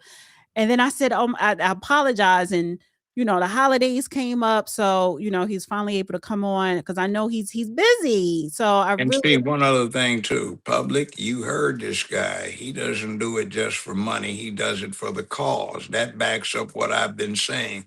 Sometimes the best lawyer you can get is the public defender. And a lot of these folks that want you to think they're that good, they ain't. No how, no way, because they don't know. They haven't had the experience, the exposure, nor the practice. And that's why I wanted to read his bio, because that's important, especially when people are shopping for a lawyer, they need a lawyer, look at their bios. Where did they intern? You won't see their bio before you get in. Most of the time, you go to their somebody website. Yeah, See, well, you can, but his website. But this is what I'm saying. This is on his website. Someone highlighting public defender, how he interned, and even though before even interviewing him, reading that, it made me think like, yeah, he's in it because he genuinely wants to help people. But I'll give you a better way. Anybody out in the public, if you have to go to court, you need a lawyer. walk around, be a nice guy, and ask some of the courtroom cops or courtroom bailiffs or deputies who they think is a good lawyer. You'd be surprised what they can tell you, because a lot of lawyers have very slick resumes that they've published that have very little to do with what they actually are about or who they are. Find out from somebody who watches a lot. I go around and even to this day, I talk to bailiffs and say, who you think good staff, who are the good lawyers these days? And they'll tell you, and it's not necessarily the ones that have the slickest resumes or the slickest ads. Word of mouth is often the most accurate way of showing who's a good lawyer. Right. And good lawyers tend to give back to the cause, so they do pro bono work. Right. Right. Exactly. All right. So I want to get into the Minnesota fraud. This thing just keeps getting deeper and deeper and deeper. I got a feeling. I got a feeling somebody's going to do some time. I got a feeling. I got a feeling. It's just a hunch of mine. Somebody's going to do some time. Well, that somebody needs to be Tim Walsh and Ilhan Omar. Waltzing Omar, they'll come and do a waltz with you. See, I have a little few unheralded talents. I can't sing, but there it is. So she was on Face the Nation, Ilhan Omar. And I want to play some of it because she's trying to deflect. They're picking on this. Yeah, she's trying to deflect from herself being investigated to the Minnesota ICE protests. Actually, I think I need to show this clip. They had one in Memphis. They tied down some streets here, and the chief of police in Memphis refused to send any cops over there to clear the mess up. So people were complaining about it, and the word came down, the chief just doesn't want to be politically incorrect. Ain't that something? So here she is basically inciting more of the protests / riots because she was forbidden to go into the ICE detention facility. They wouldn't let her in. You all have refused to back down. You all have decided that this resistance is not one that can be intimidated. We are showing the nation that regardless of what the tyrant in the White House believes, we know that we are here to stay and this is our country. We are going to make a life here and we are going to stand up for our neighbors here in Minneapolis. As many of you know, they came to terrorize, abduct, and deport Somali immigrants here in Minnesota. When they couldn't find any, because majority of us are legal residents and citizens, they decided to terrorize our Latino immigrants. They're illegals. Darkness, and when people are disappeared in the darkness, American democracy dies. Congresswoman, and it is really important for every single person in this country to understand that they are not only disappearing people who have committed crimes who are in this country undocumented. They are disappearing you as citizens. They are disappearing people who have proper documentation, sometimes telling them that their documentations are wrong, keeping them for days upon days. We've also seen people be deported who have proper documentation yet to be returned to this country. That's right. This should not be allowed in a country that roots in itself in freedom and liberty. There is no freedom when you are being detained and your government is being turned against you. And the issue with Somalians is not the same as with the other folk. And go ahead. What's this woman got to say? Well, now investigators are tracking the web of fraud to other Minnesota Democrats, such as Congresswoman Ilhan Omar. Many of the suspects linked to the scheme live in her district, including a restaurant owner who hosted events for her. He has since been convicted of stealing $12 million in COVID funds. Well, now investigators are... How much she get in campaign contributions, if anything? Wow, whoopee. And this is her on the Face the Nation. Play some of this. Ilhan Omar, who represents a large portion of that city. It's good to have you here. I represent the whole city. Yeah. Thank you for having me. Thank you. The Trump administration is actively telling the public that journalists are misleading them. You heard what was just reported from the scene. What we know is that Renee Macklin Good and her partner were protesters. They were driving around Minneapolis. They were recording what some of these ICE enforcement officers were doing. And the local police chief says Macklin Good blocked the street with her car. President Trump has said that the partner was a paid agitator. That's the phrase he used. Secretary Noem alleged this was an act of terrorism. Given how much heat there is and the administration's scrutiny, would you tell Americans it's too dangerous to demonstrate and to go out and document as she was doing? I think it is really important for Americans to record, to create the level of accountability and transparency that we need. What we have seen in Minneapolis is ICE agents oftentimes jumping out of their cars. These are unmarked cars. Oftentimes they're wearing a mask. They're approaching, running towards cars. They're pulling people out of those cars. Oftentimes these people are citizens. Oftentimes these people have documentation of their legal right to be in this country. And we know that DHS has lied repeatedly when it comes to these accounts. So it is even more important for there to be recording from eyewitnesses every single time these actions are taking place. But do you see from the recordings that we see, is there anything that you believe was being done that should not have been done by Macklin Good? The administration says she was blocking the road. They are claiming this is an act of terrorism.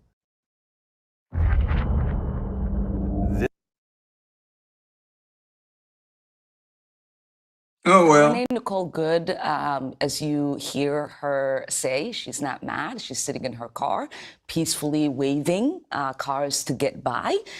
This agent, as you see, gets out of his car, automatically starts running towards her, trying to open her door. She feels scared. She tries to turn the wheel away. And then you see the other officer, who can clearly see the car is moving, move towards the front of the car, which, if they are saying that he has 10 years on service and is trained, he should know that you shouldn't be trying to get in front of a moving car. And so it is not acceptable for Kristi Noem and the president and the vice president to make these kind of judgments without there being a full investigation, even though we can see in the videos that have been produced so far that what they are describing is really not what is taking place. And so if they're saying that we shouldn't believe our eyes, then let the investigation take place before you characterize this mother of three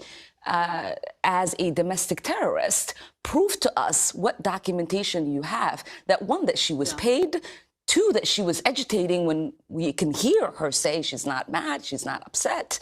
She's clearly trying to wave cars to bypass her.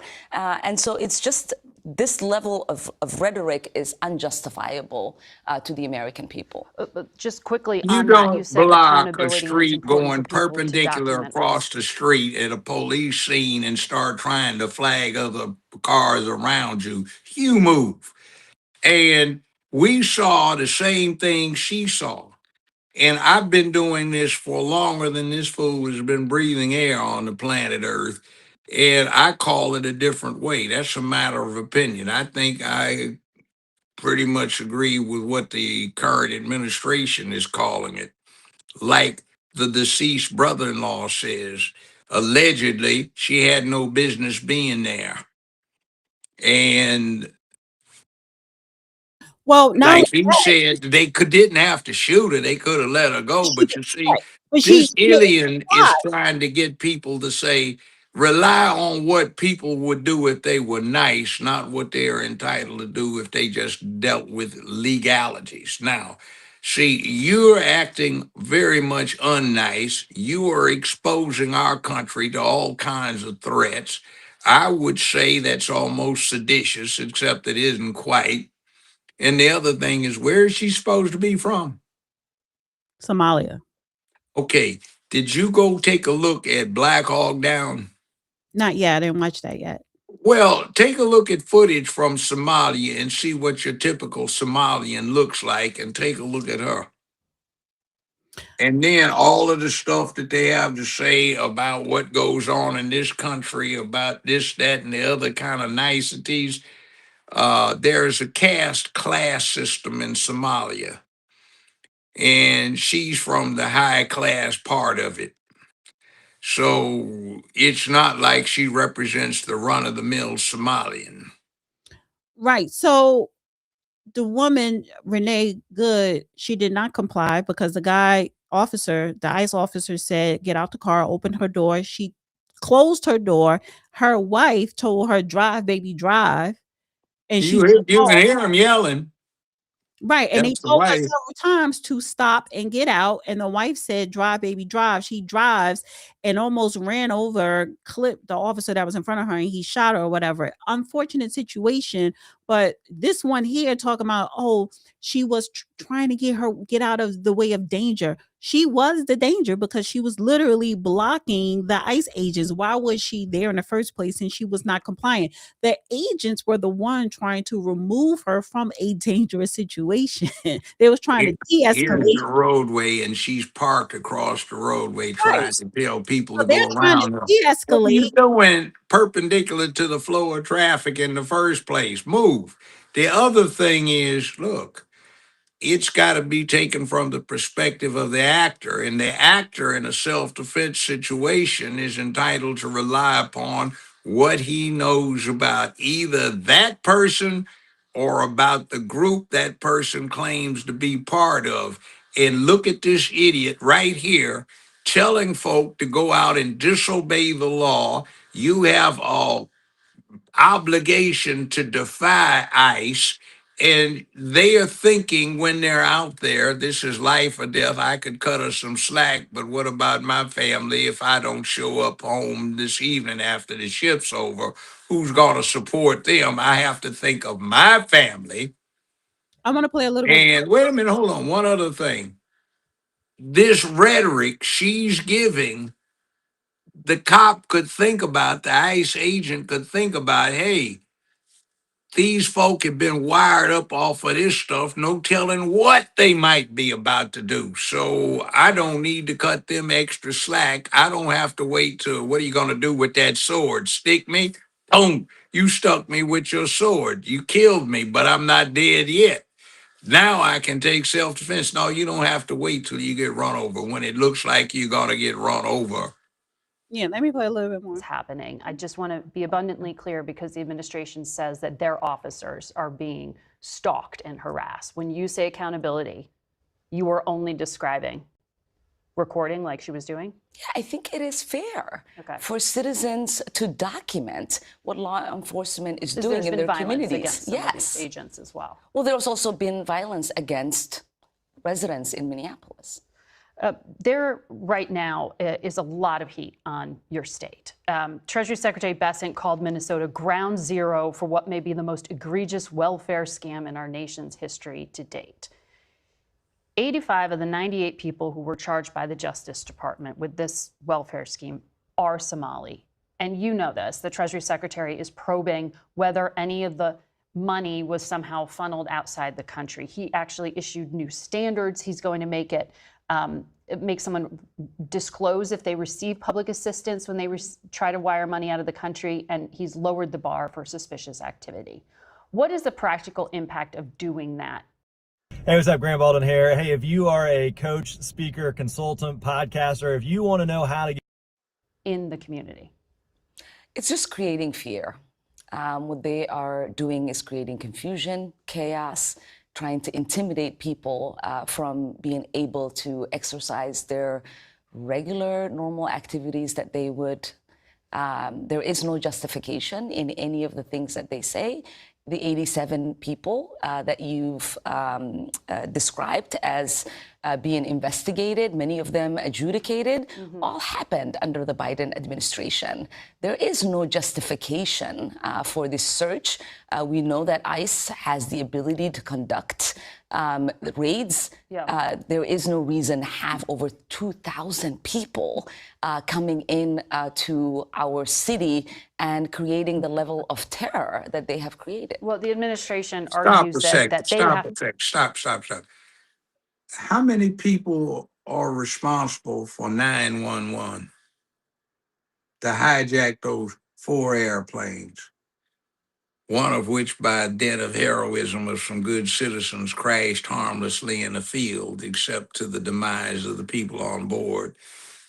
2 into the Twin Towers and 1 into the Pentagon. How many thousand people lost their lives?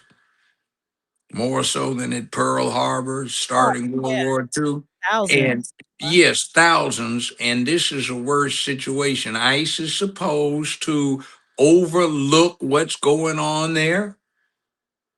And then how did you translate that from Somalia, which is, last I checked, on the African continent, to something that is going on in South America and Central America, where it's percolating up through the United States, and people are coming in from mainland China, from Africa, from the Middle East, from North Korea, and they're coming right in with that. How many people did it take to do 911 and cost thousands of American lives?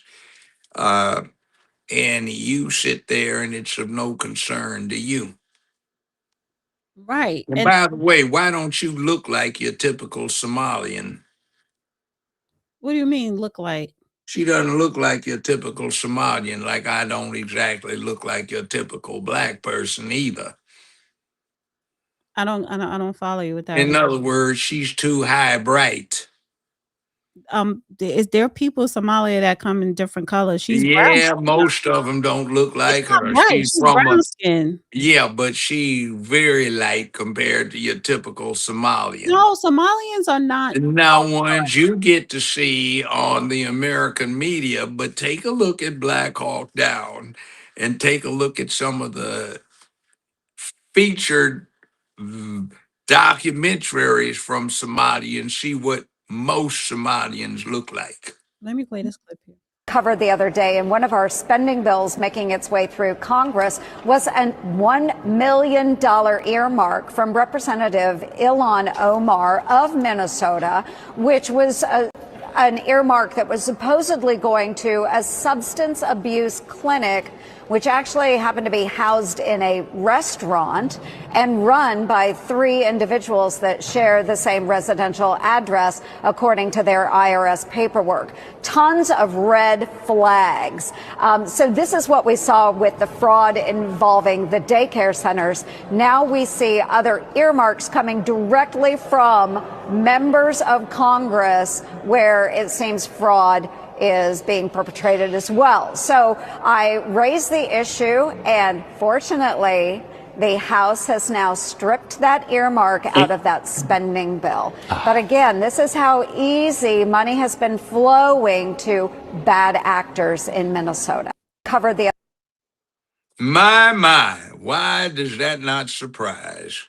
Also, in Minnesota, 70% of the people that are on welfare are Somalians. Oh, yeah, we were listening to that. Why is that? Yeah, why? 70% of the Somalians are on welfare. Or at least 10 years. Yeah, for at least 10 years. 74%, I think the statistic was. Why is that the case? You're supposed to be coming in to help the team. You got admitted in on the ongoing team, but instead of helping it, you just sit on the bench and the team is supposed to sacrifice its play so it can take care of you. That doesn't work too well, does it? No. And right, investigate, investigate, investigate. So somebody was like, yeah, the real Somalians are dark, I guess. In Yeah. Somalia, they're known to be dark, not that brown skin. Or a lot of them Yeah. in Minnesota are not. They're brown. They're darker than me and you, but they're brown. They're not. Well, they had an opportunity in Minnesota, which used to be one of the terminus points on the Underground Railroad before the Civil War. And they have a very, very high tolerance for racial differences, ethnic differences up there, which is good.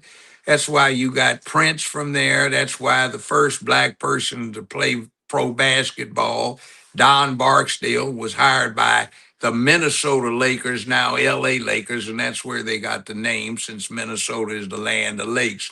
It is a place where racial animus is at one of its lowest levels in the country. So, yeah, anybody can come in there and get situated. I used to go up there when I used to get invited to lecture to the workforce of Northwest Airlines. It was headquartered in Minneapolis, and the last time I was there was summer before last, where my crew toured the whole area, including over by that cupcake shop where the George Floyd thing took place. And we talked to a lot of the citizens and had 2 or 3 hours worth of meetings with them. It's interesting what they had to say about it. Well, I want to play this here because Congress, they're having congressional hearings on the Minnesota fraud. However, the Yeah, tit for tat, what goes around comes around. Democrats on the congressional committee, they're deflecting, and it's Oh, yeah, it's not us. It's that evil Trump. No, well, the Baba Yaga may have a point. All right, let me play this. A motion to subpoena is pretty straightforward. Earlier today, a woman was shot multiple times and killed by immigration enforcement agents in Minnesota while we were holding a hearing on the state. And while there are claims that ICE did nothing wrong, the officials in Minnesota say otherwise. And since this committee is responsible for oversight of federal law enforcement, we must investigate. This subpoena will help us get to the truth, and it should have bipartisan support. And I urge my colleagues to vote yes. It is a tie, so the motion fails. Does any other member have any business before the committee? Seeing none, without objection, the committee stands adjourned. Yeah. The worst freaking state to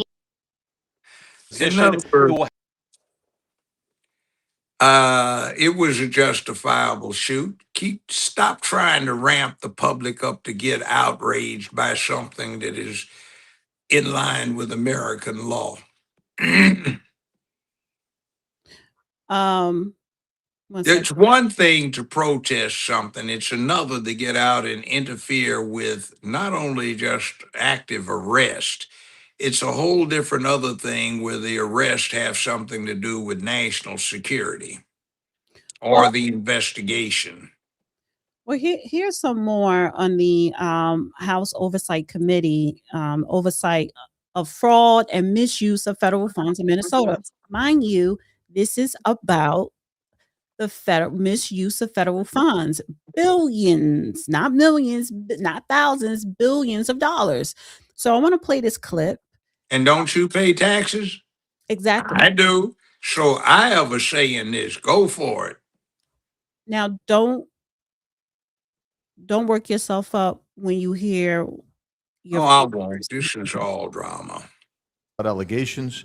Minnesota adds Medicaid fraud verification amid alleged $9 billion loss. Minnesota's Somali fraudsters paid for rich lifestyles with stolen money. What investigators still haven't asked about Minnesota's fraud. I hope to ask that. Trump deploys 2,000 federal agents to Minnesota. Venezuela's been dealt with. Somali scammers should be next. Beyond parody, Craigslist ad from a daycare center in Minneapolis seeks to hire 20 child actors. Dr. Oz orders full-scale federal audit of Minnesota Medicaid. Did you miss a story about alleged Medicaid fraud from a Somali-run health services provider in Maine? A YouTuber's follow-up video on Minnesota fraud is just as wild. HHS to close Biden-era loophole that lets states pay child care providers without counting attendance. Yield back. Thank you. Without objection, so ordered. Chair now recognizes Ms. Jasmine Crockett from Texas. Thank you so much, Mr. Chair, and for every witness that is here, thank you so much for your time and your attention. I just have one quick question. I have not been here the entire hearing, but I don't think this question has been posed for each of you, and we can start at the far end. Do you believe that all Somalis are engaged in fraud? I do not, and I'd like to... Okay, just yes or no. Next. Of course not. Oh, absolutely not. We have good Somali people in our state. Okay. Absolutely not. Okay, thank you so much. I just want to make sure I level set because it seems like we want to continue to, especially as we just heard those particular articles entered into the record, we want to continue to just make it seem as if you are Somali, then somehow you are a fraudster. And this administration has decided that it wants a target on their backs. And so when my colleague, Ms. Randall, decided that she wanted to talk about the threats that are being made towards various Somali people, the reason she brought it up is because this particular side of the aisle has a tendency of if one person does something bad, especially if they are an immigrant, then we are going to cast aside that entire community. So I wanted to level set, and I appreciate your honesty because that's something that we very rarely get from my colleagues on the other side of the aisle. In fact, if we want to talk about fraud, I got a lot of fraud that we're going to talk about because we're going to get into this, but I am very curious to hear. Let me ask you, Mr. Ballou, are you aware of allegations that $50,000 in taxpayer dollars have been given to someone that is currently sitting in this administration by the name of Tom Homan? Are you aware? Okay, that's a yes. I am. Okay. And last I checked, and correct me if I'm wrong if you have different information, but he was given that $50,000 in exchange for being able to provide contracts and kickbacks to people as soon as Trump was going to get into office. The DOJ was actually investigating this, but as soon as Trump got into office, last I checked, he actually said, go ahead and throw away that case. So it was a Department of Justice investigation, and he accepted the money from an undercover FBI agent in cash. Are you aware as to whether or not we ever got that $50,000 back? I'm not. Oh, okay. Are you aware as to whether or not this committee has decided to investigate that? I'm not. Are you aware as to whether or not any committee in Congress has decided to investigate the fact that we know that he took $50,000 from an undercover officer, and yet we still don't have that money, nor does he have any charges? I'm not. Oh, okay. All right. So let's get into it. We're living through the most corrupt presidential administration in American history, a $300 million ballroom, a $230 million payout from the Department of Justice because the president got his feelings hurt because he had to be investigated for being a... That ballroom is funded by private funding, not American dollars. Yeah, it's a lie. The next thing Hundreds of is, thousands of taxpayers. the next thing is, as St. Malcolm X said, a processed head shows a processed You mind. want to say that line about her? It's old. Yeah, I know, but I'm the one who came up with it to apply it to her. And look at it. Look at it. Malcolm said a processed head shows a processed mind. I said with her, he was quite correct. A processed head shows a processed mind. If there's anybody got a processed head, it is Jasmine Crockett. And real quick, I did not listen. I have a goal. Nobody didn't contribute to that goal. Please contribute to the goal. If you have questions or a comment, hit that like button and share this video. Thumbs up, thumbs up, thumbs up. All right, wait a minute. You and I are good American citizens, and we get busted all the time with the far left censorship and oppression that this clown is partially responsible for with the censorship we have to put up with. Right. So screw her little corrupt self, and I'm so glad the people of Texas have decided to redistrict and get rid of this fool, and I hope she has a good time politically destroying herself running for U.S. Senate, because I think I'd bet on the snowball getting out of hell before I'd bet on her winning as U.S. Senate, winning a U.S. Senate seat in the state of Texas. All right, let me finish going. Dollars spent at Trump-owned properties around the country, Trump-branded wine being sold at the Coast Guard exchanges, American taxpayer dollars being spent on DHS propaganda ads on Truth Social, awarding federal contracts to corporations in exchange for campaign contributions. Kash Patel flew his girlfriend around the country on a multi-million-dollar jet that taxpayers paid for. Kristi Noem gave companies she's affiliated with hundreds of millions of tax dollars, then went out and spent another $200 million on 2 private jets for her travel. For 12 months, this administration has been taking billions of taxpayer dollars from American people and have been giving it away to their own companies in the form of tax cuts, government contracts, or other government funded subsidies. So Congress has a role in getting rid of fraud, I will admit that, in any federally funded government program. However, I think the fraud that the American people are concerned about is that the Republicans are taking away Americans' health care so that ultra billionaires can get more tax cuts. The real fraud is the dehumanization and demonization of the working class Americans and immigrants to distract folks away from corporate socialism that's happening because of the Republicans. So this is truly the definition of throwing away the baby with the bathwater. Can I make The a quick Republican statement? This is complete bullshit. Let's start with the last thing. I'm one of those people victimized by the medical expense. It didn't come from the current administration. It came from the jackass party that you were a good staunch member of. That's like saying any Democrat who's black you run into is a jackass. And And also, our tax dollars paid for her to fly around as well, because when these senators and Congress people get on trains and planes and have car service, that's not coming out their pocket. And what about what wasn't it reported on her that $27,000 paid for beauty salon work to fry her head up and process it? Yes. So a lot of things that these senators and House representatives are comp for, it is comp because we, the American people, are paying for it. So again, deflecting, she has not once mentioned over $9 billion fraud that went on in Minnesota. She's talking about Trump in the damn bar room. See, everything that Trump is doing is all private contract. Yeah, and you know what she sounds like? I mean, this happens so often.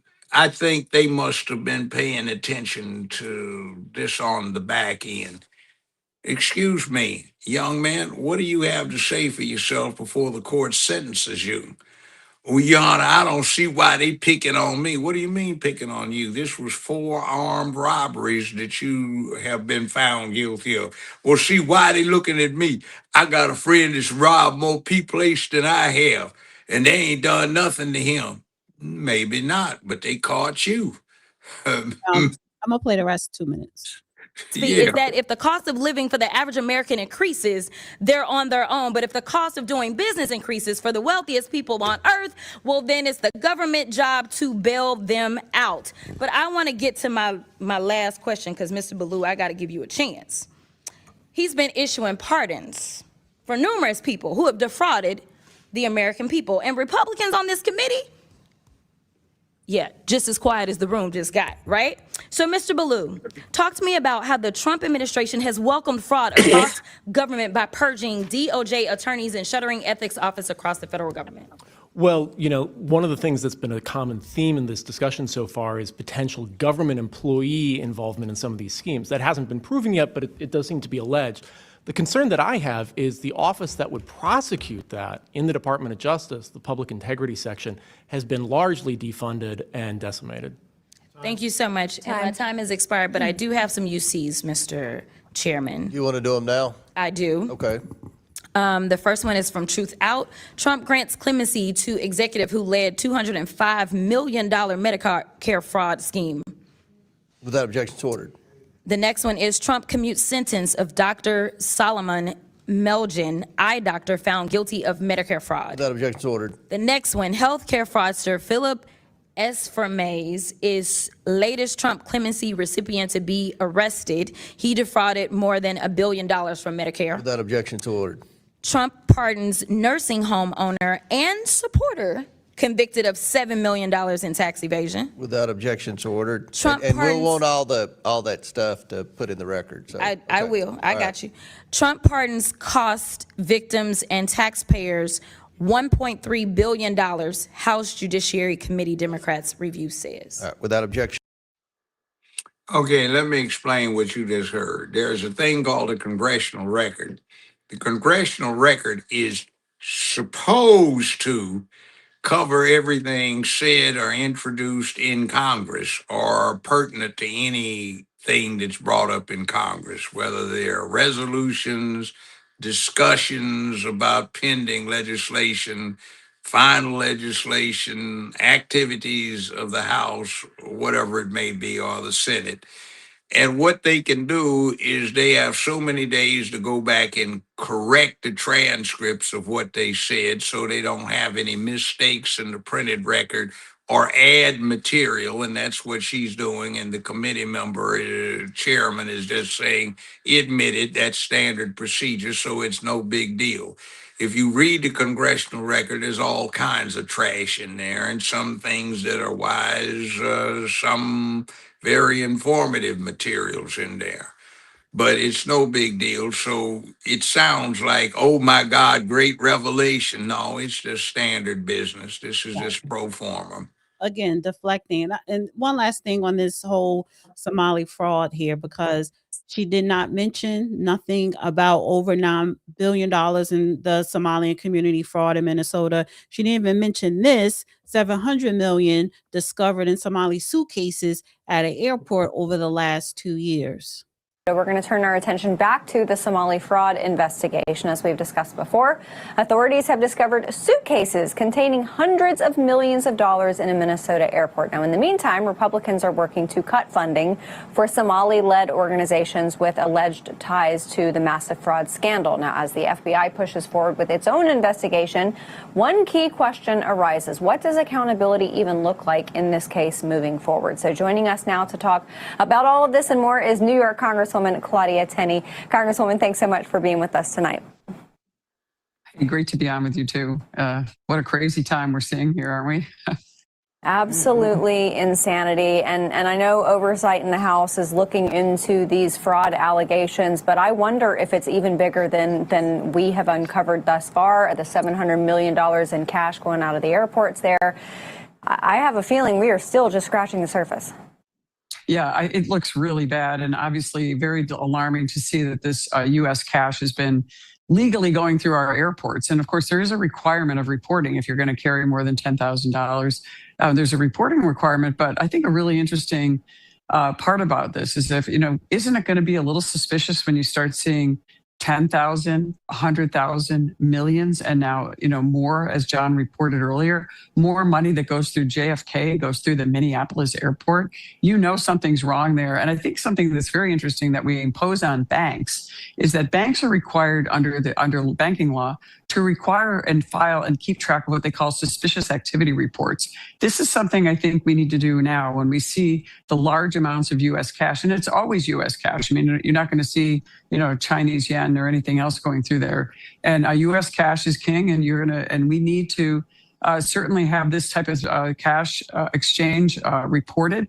It's interesting because you see all this illegal immigration we've had over this time. And by the way, most of those Somalis that are in Minnesota probably came through a refugee program, and probably many of them are already legal American citizens. So suspicious activity reports, some kind of accounting for cash, I think would really be helpful. I'm looking at ways that we might be able to do this so that we could actually look at what's going on. Banks are required to do that. Individuals are not. But I'll tell you, if I'm a TSA agent or anyone else and I see this kind of cash going through, and that you're able to report the amount of cash going through, that it's happening in plain sight. We're seeing corruption in plain sight. Most of the remittances that go back often go to these foreign countries, and there's substantial portions of their economy, whether it's Guatemala and Mexico and other countries. Their own workers are sending that money back. But this is at a level that is just unprecedented. And I really think we need to look into a way to track that and to actually show that we can hold them accountable, and that type of suspicious activity leads to fraud, arrest, and what we're seeing unfold every day in Minnesota, which seems to get worse by the day. Let me say this. For the last 45 years, I have been well aware of the fact that you did not take an attorney fee or a check or anything for more than $9,999.99, because when you hit 10,000, you had to make an immediate report to IRS. For the last 45 years, going through a border checkpoint or whatever it is with more than $10,000 in cash has always been a no-no, because the very possession of that much cash in hand needs to be reported to IRS. Now, these folk are coming in, and where do you think this money is going back to in these amounts? We have some problems with some very unsavory folk, including an organization closely affiliated with ISIS that runs a lot of stuff that goes on in Somalia. And then you are sending millions of dollars back there. What is it being used for? I need to ask you this question. How can $700 million within the last 2 years put in suitcases be funneled through the airport without any red flags? Exactly. I used to Is it look, possible? look, I don't get it, because Legally break it down like okay, let me oh my God. hello? Hello? Can you hear me? Can you hear me? Give us a minute, folks. Somebody called him. Oh, here you go. Wait a minute. You there? Yeah, can you hear me? Yeah, 1994. Your Honor, we have a motion to suppress. What is the basis of this suppression? And what it was is, I did not realize it in 1994. That's 32 years ago. What was going on is, at the time, anything $5 or more has a Mylar strip in it. And when you walk through the metal detector at the airport, which is all they had back then, it would register on the metal detector how much money you had in your pocket. So somebody had 3,800 some odd dollars in cash, which is below the $10,000 limit. So they claimed that gave them probable cause to pull the guy's luggage, search, and find a small amount of drugs. So I granted the motion to suppress. That was 1994. So what goes on now is, anytime they run your luggage through the security thing, they can pick up how much cash you've got in the luggage, because the Mylar strips they have in all currency now, except some of the older dollar bills, it shows up. So unless you're sending in coins, which would quickly get you overweight, how in the world can they not find this amount of cash coming through? That implies that somebody with TSA or somebody somewhere is turning a deliberately blind eye. And that really is frightful when it starts having implications on national security. What's going on here? So See, and you're now you're this is from saying 1994, where they can tell how much this guy's got in his pockets. And you mean to tell me now, in 2024, 2025, 2026, they can't find out how much cash somebody's got in their luggage because of the strips that are in the money? It's not just the money. It's what happens when you run a modern bill through a machine. It'll tell you what the denomination is without you having to look at it, because it's got a Mylar strip in there. You can hold them up and look at them. right. So you're saying $700 million being funneled through an airport in suitcases over a 2-year span, multiple people turned a blind eye. Yes, And, something's wrong. And and I that bet you'll run into the same situation if you go through one of those airports, like I ran into down in Miami one time. I had to go to 3 different locations in the airport, terminals, 3 different terminals, to find somebody who spoke English. but so airport, that's federal territory, correct? Yes. So Houston, we got a problem. Oh, yeah. Something is way wrong here. Right. One last thing on the fraud here. I don't know why I stopped saving that. I want to swing to California Ooh, well, we whoopee. because they got fraud going on. Naturally, they always have. Though, maybe in California. And if that is true, much of the credit will belong to my next guest, Benny Johnson, host of The Benny Show. Benny, great to see you. When did you realize that California was worse than Minnesota? Yes, so California is the fraud capital of the world, and here's how you know.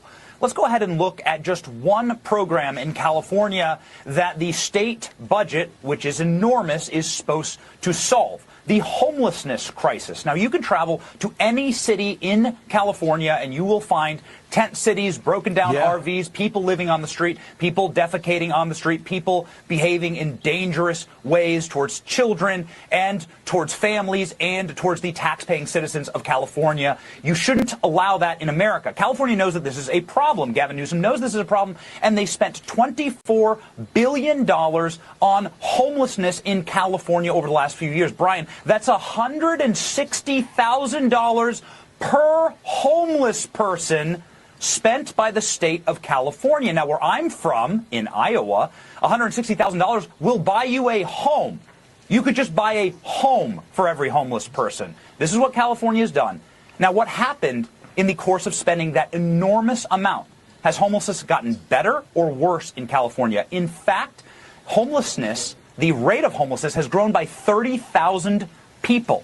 It's skyrocketed. Travel any street, go anywhere, but I would advise you, Brian, to go ahead and look right here at the map of Gavin Newsom's city. This is San Francisco's public defecation map. This is what one of America's once greatest and most beautiful cities, one of the most prosperous and richest cities, has been turned into. This is the public defecation map of homeless people inside of downtown San Francisco. Nancy Pelosi's house is on that map.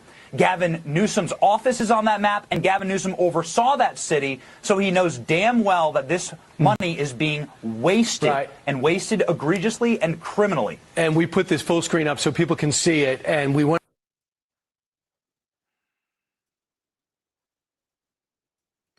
So California. California, here I come. Your home state.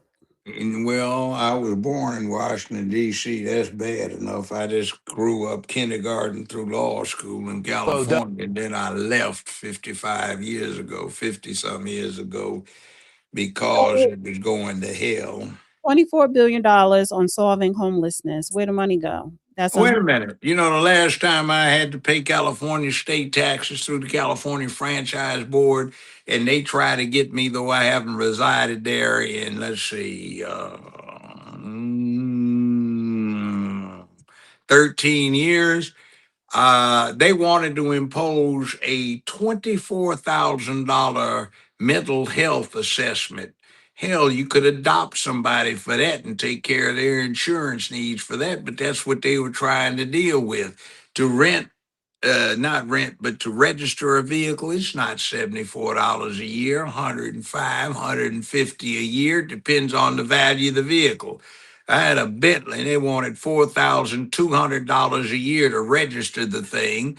And then on top of it, since they were going broke and they couldn't deal with taxation without 2/3 majority of the House and Senate, they could raise fees. So they doubled the fees. So it was $8,400 a year to register a damn Bentley in California. That is ridiculous. And every year they go try to slap and snatch money from you by going through accounts at, say, Regions or Wells Fargo that have international banking, so they can claim that you owe them taxes that you don't owe, and then they keep your money for 8, 9, 10 months, earn interest on it, which you can't because they've got it. And then you have to pay attorney fees and accountant fees to get your money back, which comes back because they've got no legal claim to it. It's extortion. Their courts do not have the money to operate fully. They only have money to operate their civil courts for 3 days out of a week, and the judges are nice enough to donate part of their salaries back so they can operate 4 days out of the week. It is ridiculous. So Gavin Newsom, he planned on running for presidency. He hasn't announced it, but everyone's saying it. He's not going to make it because all of this is going to come up during the presidency. All of this is coming out now in the midterms. It's coming out now in the midterms. And it's a problem because these Congress people, whether you're in the Senate, Ilhan Omar, or in the House, whether it's the Jasmine Crockett's and all of them, you turned a blind eye to federal fraud, federal funding fraud in the billions, damn near about to hit the trillions. That is a problem. Why would And you know anybody? why trying to think they can get away with it? Because they control the communications industry, and the communications industry is censoring and blackballing you and I and other people like us who want to tell the truth to the American public. Right. So they don't get to hear us. They marginalize us, shadow block us, knock us off of X, even though Elon Musk is trying to make it a better thing. What is it? They suspended me permanently and they can't even tell me why. You've had many complaints. What complaint? You never brought one to my attention. Show me one. Two more things quickly. I'm gonna go to New York now. I read this and I'm like, what is this man doing? Mandandi. We need to do a weekly Mandandi report. So it says here, sometimes I can't stand the New York Post. Let me make this bigger. Oh, it's good. Black New York homeowners blast Mandandi's radical tenant advocate C. Weaver. White supremacy, question mark. I'm not white. So it says Black New York homeowners are stunned by Mayor Zohan Mandandi's radical left tenant advocate C. Weaver, who claimed property ownership is a weapon of white supremacy and should be abolished, insisting it's an essential element of Black wealth and that her comments devalue their participation in American dream. White supremacy, question mark. I'm not white, said Renee Gregory, president of Brownstoners of Bedford-Stuyvesant, Inc., which was founded in 1978 to help keep Black homeowners in the historic Black neighborhoods. I read Weaver's comments. I don't know where they come from, explaining that the 37-year-old's past comments have become the talk of Black Brownstoners in the neighborhood. Private property, let me make sure I didn't pass. Weaver's inflammatory hot takes were found in archive X posts. Okay. Private property, including any kind of, especially home ownership, is a weapon of white supremacy, she said in a 2019 post. What the hell is that? Right. Private property, including any kind of, especially home ownership, is a weapon of white supremacy. Home ownership is racist, failed public policy. She also wrote advocating for a collective ownership and shared equity of property in the future. That sounds like communism. Right. But many Black New Yorkers think Weaver, a middle-class white woman who attended pricey private college, what's this? Bryn Marr College in NYU, doesn't know. Oh my God, how exclusive can you get? Right. Doesn't know the first thing about what they need. And they have ma'am's racist crime. So this is her. Oh my God. She looks. Ugh. Guess what I bet she is.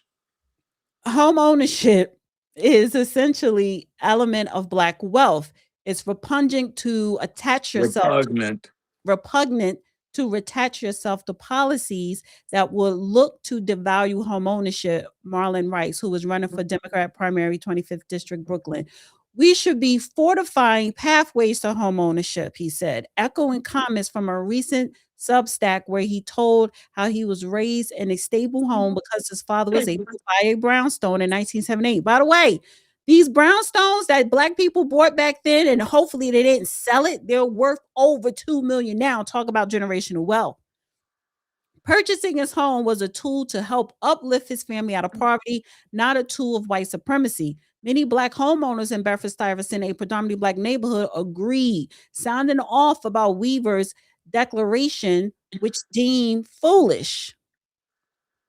I have a brief reply to what that fools, not the guy that's talking about the black ownership, but the Mondani official. Yeah, Weaver. It's too goddamn stupid and asinine a remark to deserve a reply. To say that home ownership is white supremacy. Yes, that is too goddamn stupid to deserve a reply. And see, they're trying to use white supremacy as an excuse to usher in communist socialism. And see, that's not going any damn where. Do you expect the seat of American and world economics, stock exchange, the finances of the country to tolerate that kind of bullshit for long? It's like people are looking, I don't really believe this. This is really true. George, is this really happening? Good Lord, how did we let this happen? But you know what the white supremacy is these liberal lover lunatics who come from wealth, who come from, the upper class, trying to tell black people or poor people what's best for them. See, that's what white liberal women love to do. They like to tell you what's best for you, as if you don't know what's best for you. It says here, the population of Brooklyn suburb, and I know suburb, is 41% black, according to the census data, which is more than double the rate in New York as a whole. It makes no sense. 77-year-old Dulcelia Joseph, Trinidadian immigrant who came to the U.S. in 1988 and used to work 7 days a week so she could buy her Bed-Stuy apartment 11 years ago. It is a blessing to own a home. This is like a rich neighborhood. I am a poor woman living in a rich neighborhood. Because I'm not rich, I don't have money. The money is the house. Bedford-Stuyvesant. Now, Philip Solomon, 51 years old, owned a Green Avenue brownstone in Bedford-Stuyvesant for 17 years. He called Weaver's comment illogical. Oh my God. I don't want to believe that that's what she intended to say. Well, y'all people voted for him. I grew up watching a Cosby and looking at a brownstone on national television. It gave me the idea that one day I could have a home in New York City. In a way, this kind of a dream realized. So again, what? Who are these people he's appointing in these positions? See, you get what you ask for. Right. And you go, see, remember what I said before, said it often. In the American system, you get the representation you deserve. And if your representation is shit, that's because you're acting like you're shit. Exactly. God. Did they have any clue as to what they were doing would lead to? See, that's why they should have stuck with Eric Adams. See, Americans think that, socialism is good because everything's so expensive, yada, yada, yada. And it's like, you got to understand to where you don't want socialism. And this is why Americans as a whole are not fully educated. You never want socialism. What you really want is for the current republic that we have to implement changes that's going to benefit everyone, because corporations are considered a person, but we need policies that are going to help the American people. Keep it to be the republic, keep it to be capitalist, but policies that will help the American people. What Trump is doing with the housing and the credit card caps, that's a start. It helps the American, the middle class. That's what you want. You don't want communism. Well, let me say this. Great Britain experimented with socialism after World War II. I don't know why, but they did, and it flopped. And we have the preeminent experiment with the government becoming socialist, and it did not work. And you know what that was? The National Socialist Workers' Party became extreme in a Western country. It ran everything.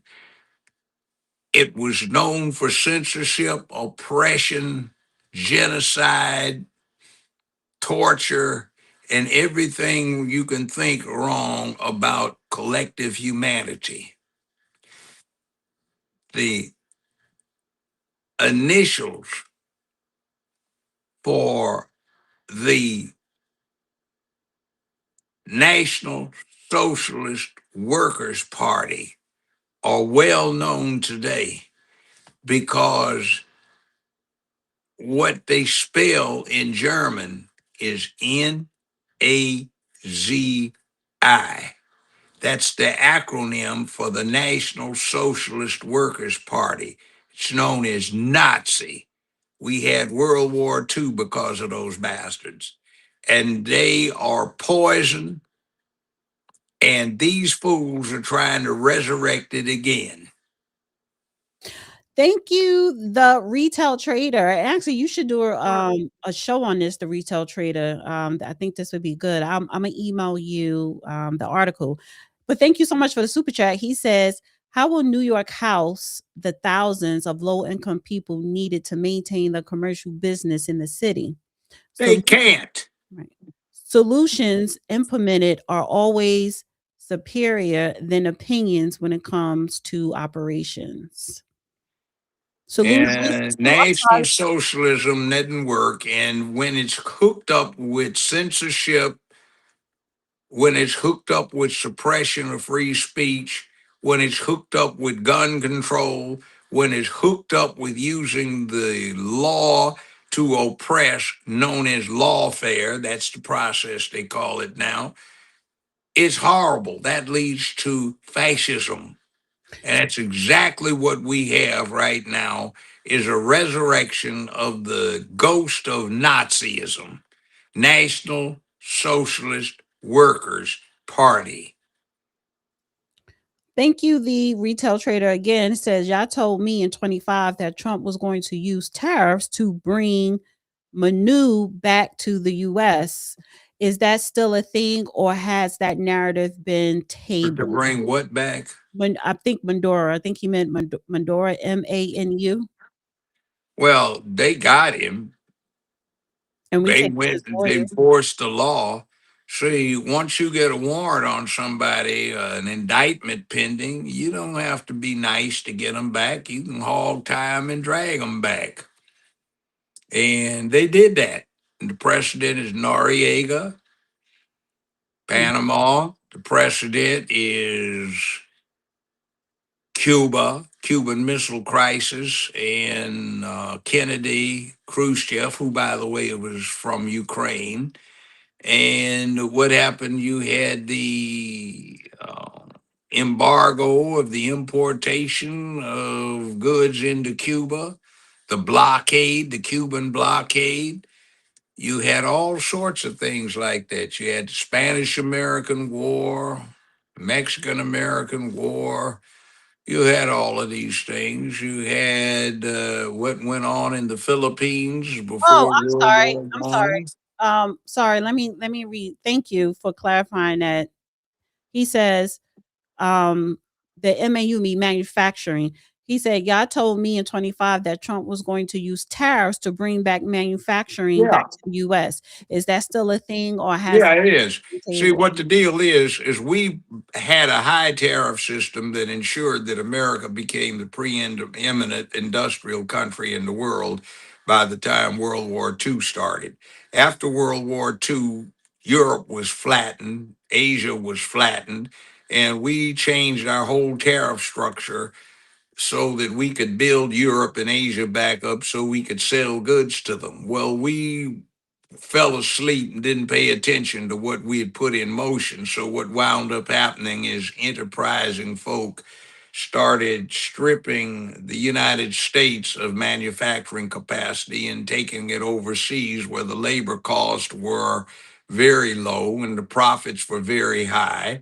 And what they wound up doing was utilizing that circumstance for enormous profitability, which wound up dropping the educational system down to where it is now, wound up reducing the American manufacturing situation down to where it is now, and reduced the status of the American worker to where it is now, so that certain people are getting very, very much wealth in their bank accounts and in their investment portfolios, and the ordinary person in the country doesn't quite know what the devil is going on, because instead of paying attention to how badly they're getting ripped off, they're paying more attention to what the communications industry is helping the entertainment industry and the news industry put out to negatively propagandize the people of this country so they don't know what the hell they're up to.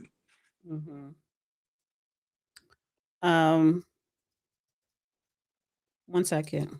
By the way, I went to a place I hadn't been nearby for years, and it was a great place called Bryant's.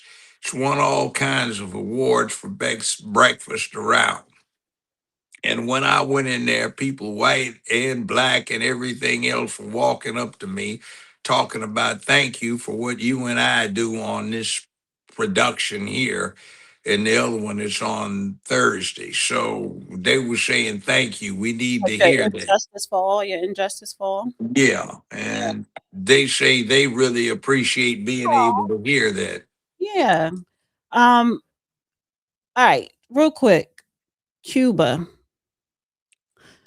Trump wants Cuba so bad because he wants to put that Trump golf course and a Trump hotel. Cuba is beautiful, but I'll I be don't damned. think you can go get it. I'll be damned if it go back to the days, the regime of Baptista. Oh no, Batista. that was horrible. That was horrible. But so I wanted to just quickly post here what he said about Cuba. I hope I didn't pass it. Did I? Oh, it's right here. No. Where I just had it. Yeah, here we go. Oh,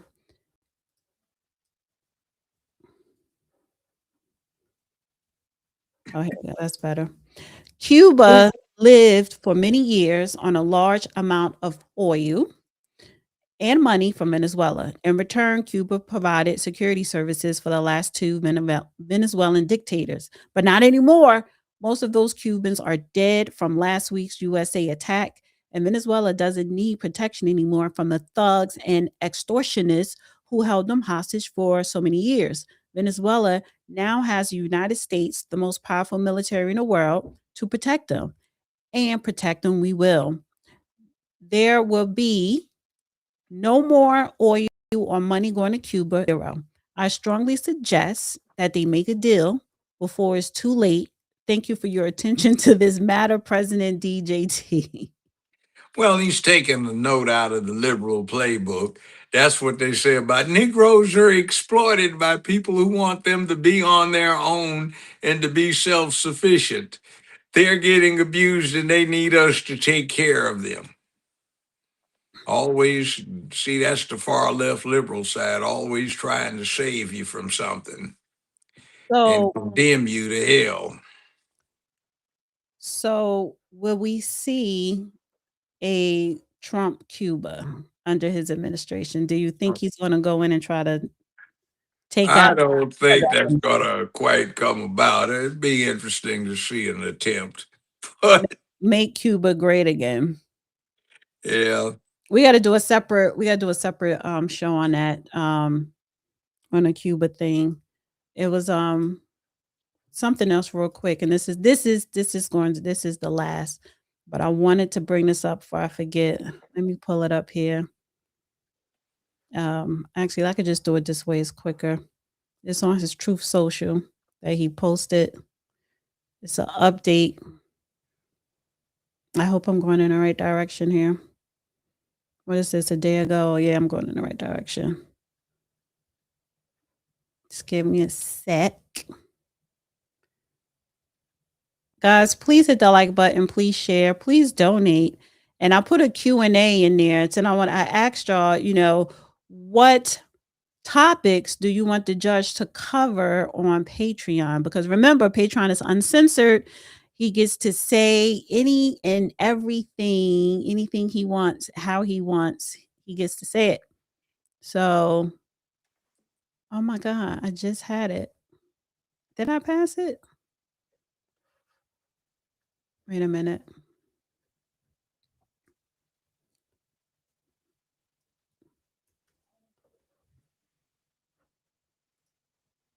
Oh, I was going in the wrong way. That's why I had the wrong thing up.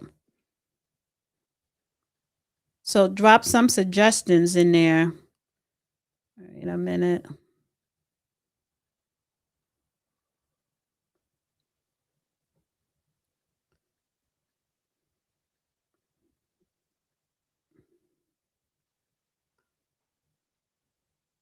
Did I go to? Oh, yeah, I went too far. All right, let me go back up.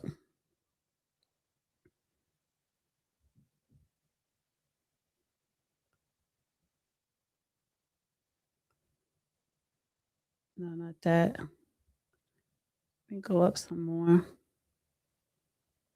No. Oh, right here. Jeez. All right. Make this. Federal prosecutor launch new probe in Attorney General Letitia James involving campaign payments to longtime hairdresser. We didn't go over this, did we? He is coming for her ass. He really is. Wait a minute. Where is it? Okay, it's this one here. So, federal prosecutors have opened a new probe into New York State General Letitia James connected to the past campaign payments to her longtime hairdresser who was indicted in Louisiana last month on bank fraud charges. Investigators are looking to a total of $36,000 that James' campaign paid Aisada Marsh, owner of Brooklyn Hair Salon and event manager, between May 2018 and February 2019 during AG's successful re-election bid. $22,000 of payments were for using Marsh Studio as a campaign office for the last 4 months of James' campaign, according to the Wall Street Journal. People familiar with the probe told the New York Times, which first reported the new investigation along with CBS News, the prosecutors want to talk with Marsh about past financial transactions involving James per her campaign. The probe, which is in its early stages, according to the Times, comes as other efforts by the Department of Justice to secure an indictment against James for a separate mortgage fraud allegation failed to stick. Marsh, So far. Understand this. She's not off of the hot seat because the only grounds they had to dismiss the charges were that the U.S. attorney involved was held not to be properly appointed. So that doesn't mean that another one can go back because jeopardy is not attached. There's been no formal charge where a plea has been entered, where witnesses have been sworn and testimony given.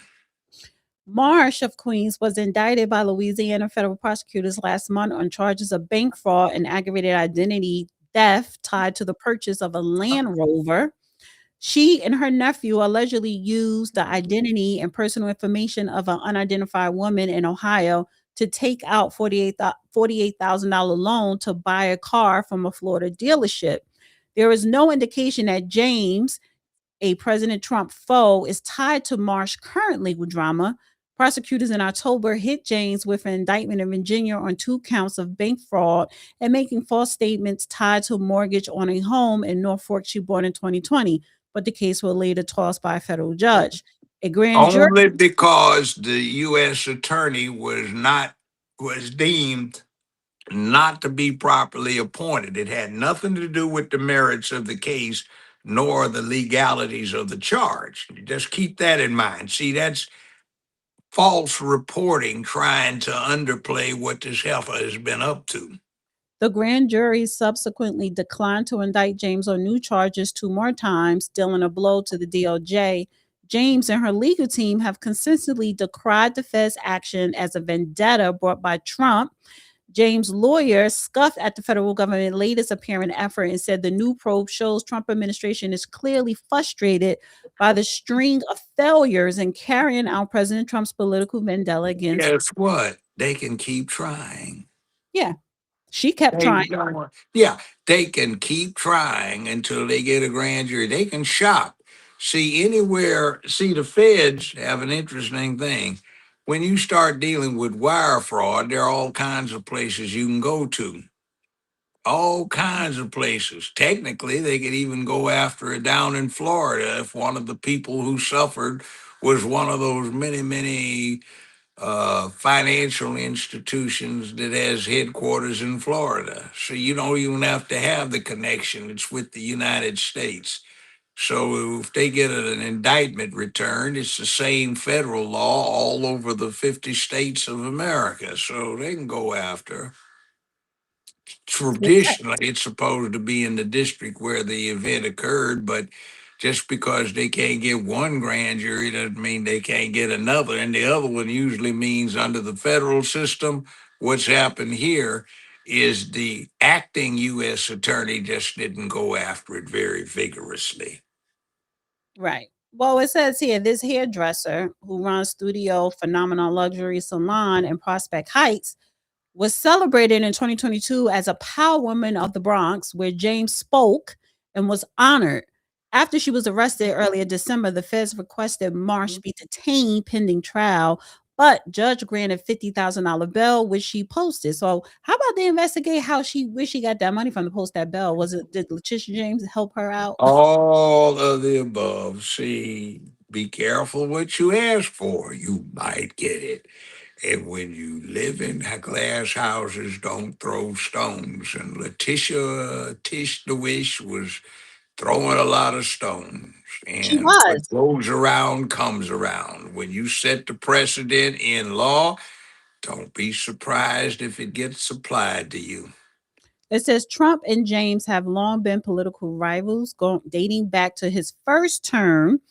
James successfully sued Trump and his business, the Trump Organization, for committing fraud by inflating his net worth for decades. He was slapped with a $500 million fine, but an appeals court later tossed it, though still upheld the fraud ruling. Trump denied wrongdoing in the case and has repeatedly bashed James, calling her a variety of. But to see, it's still not over. It's only at the first level of appeal. It hasn't gotten all the way through the line. A New York judge Thursday tossed subpoenas the DOJ has sent to James as part of a separate grand jury probe into the civil case against the president.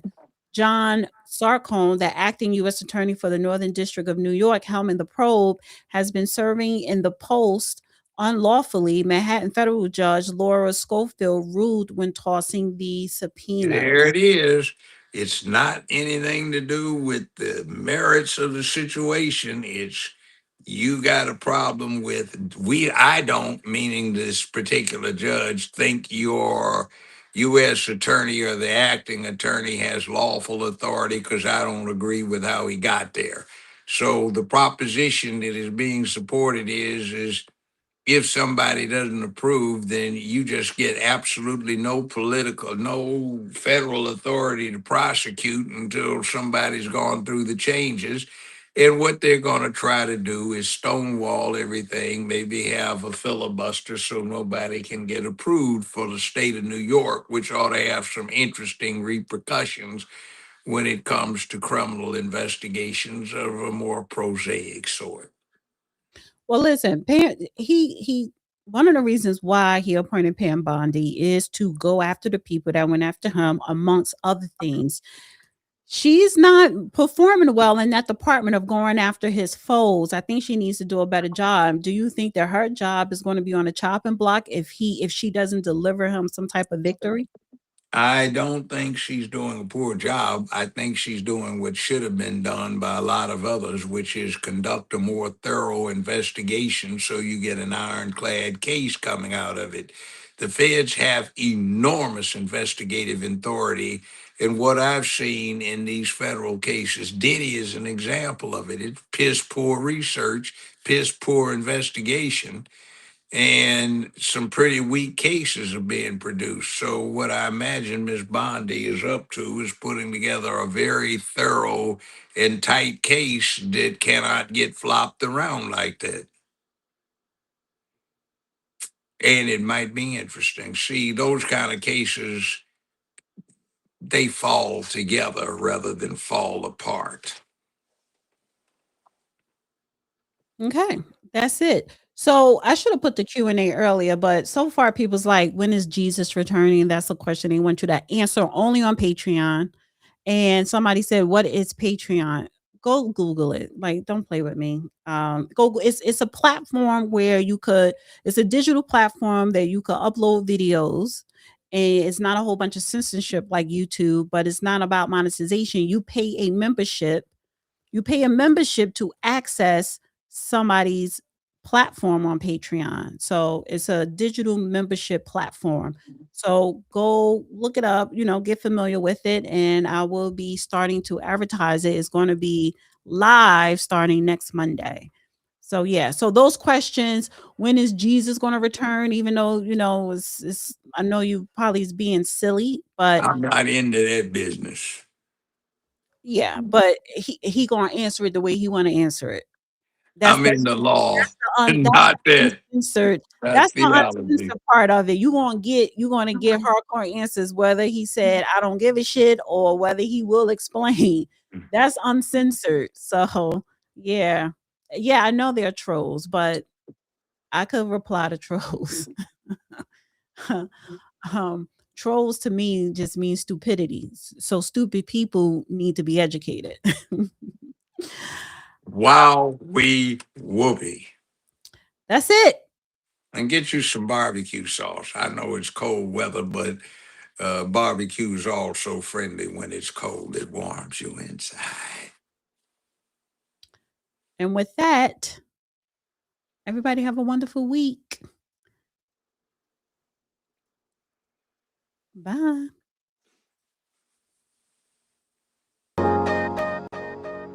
Anyway.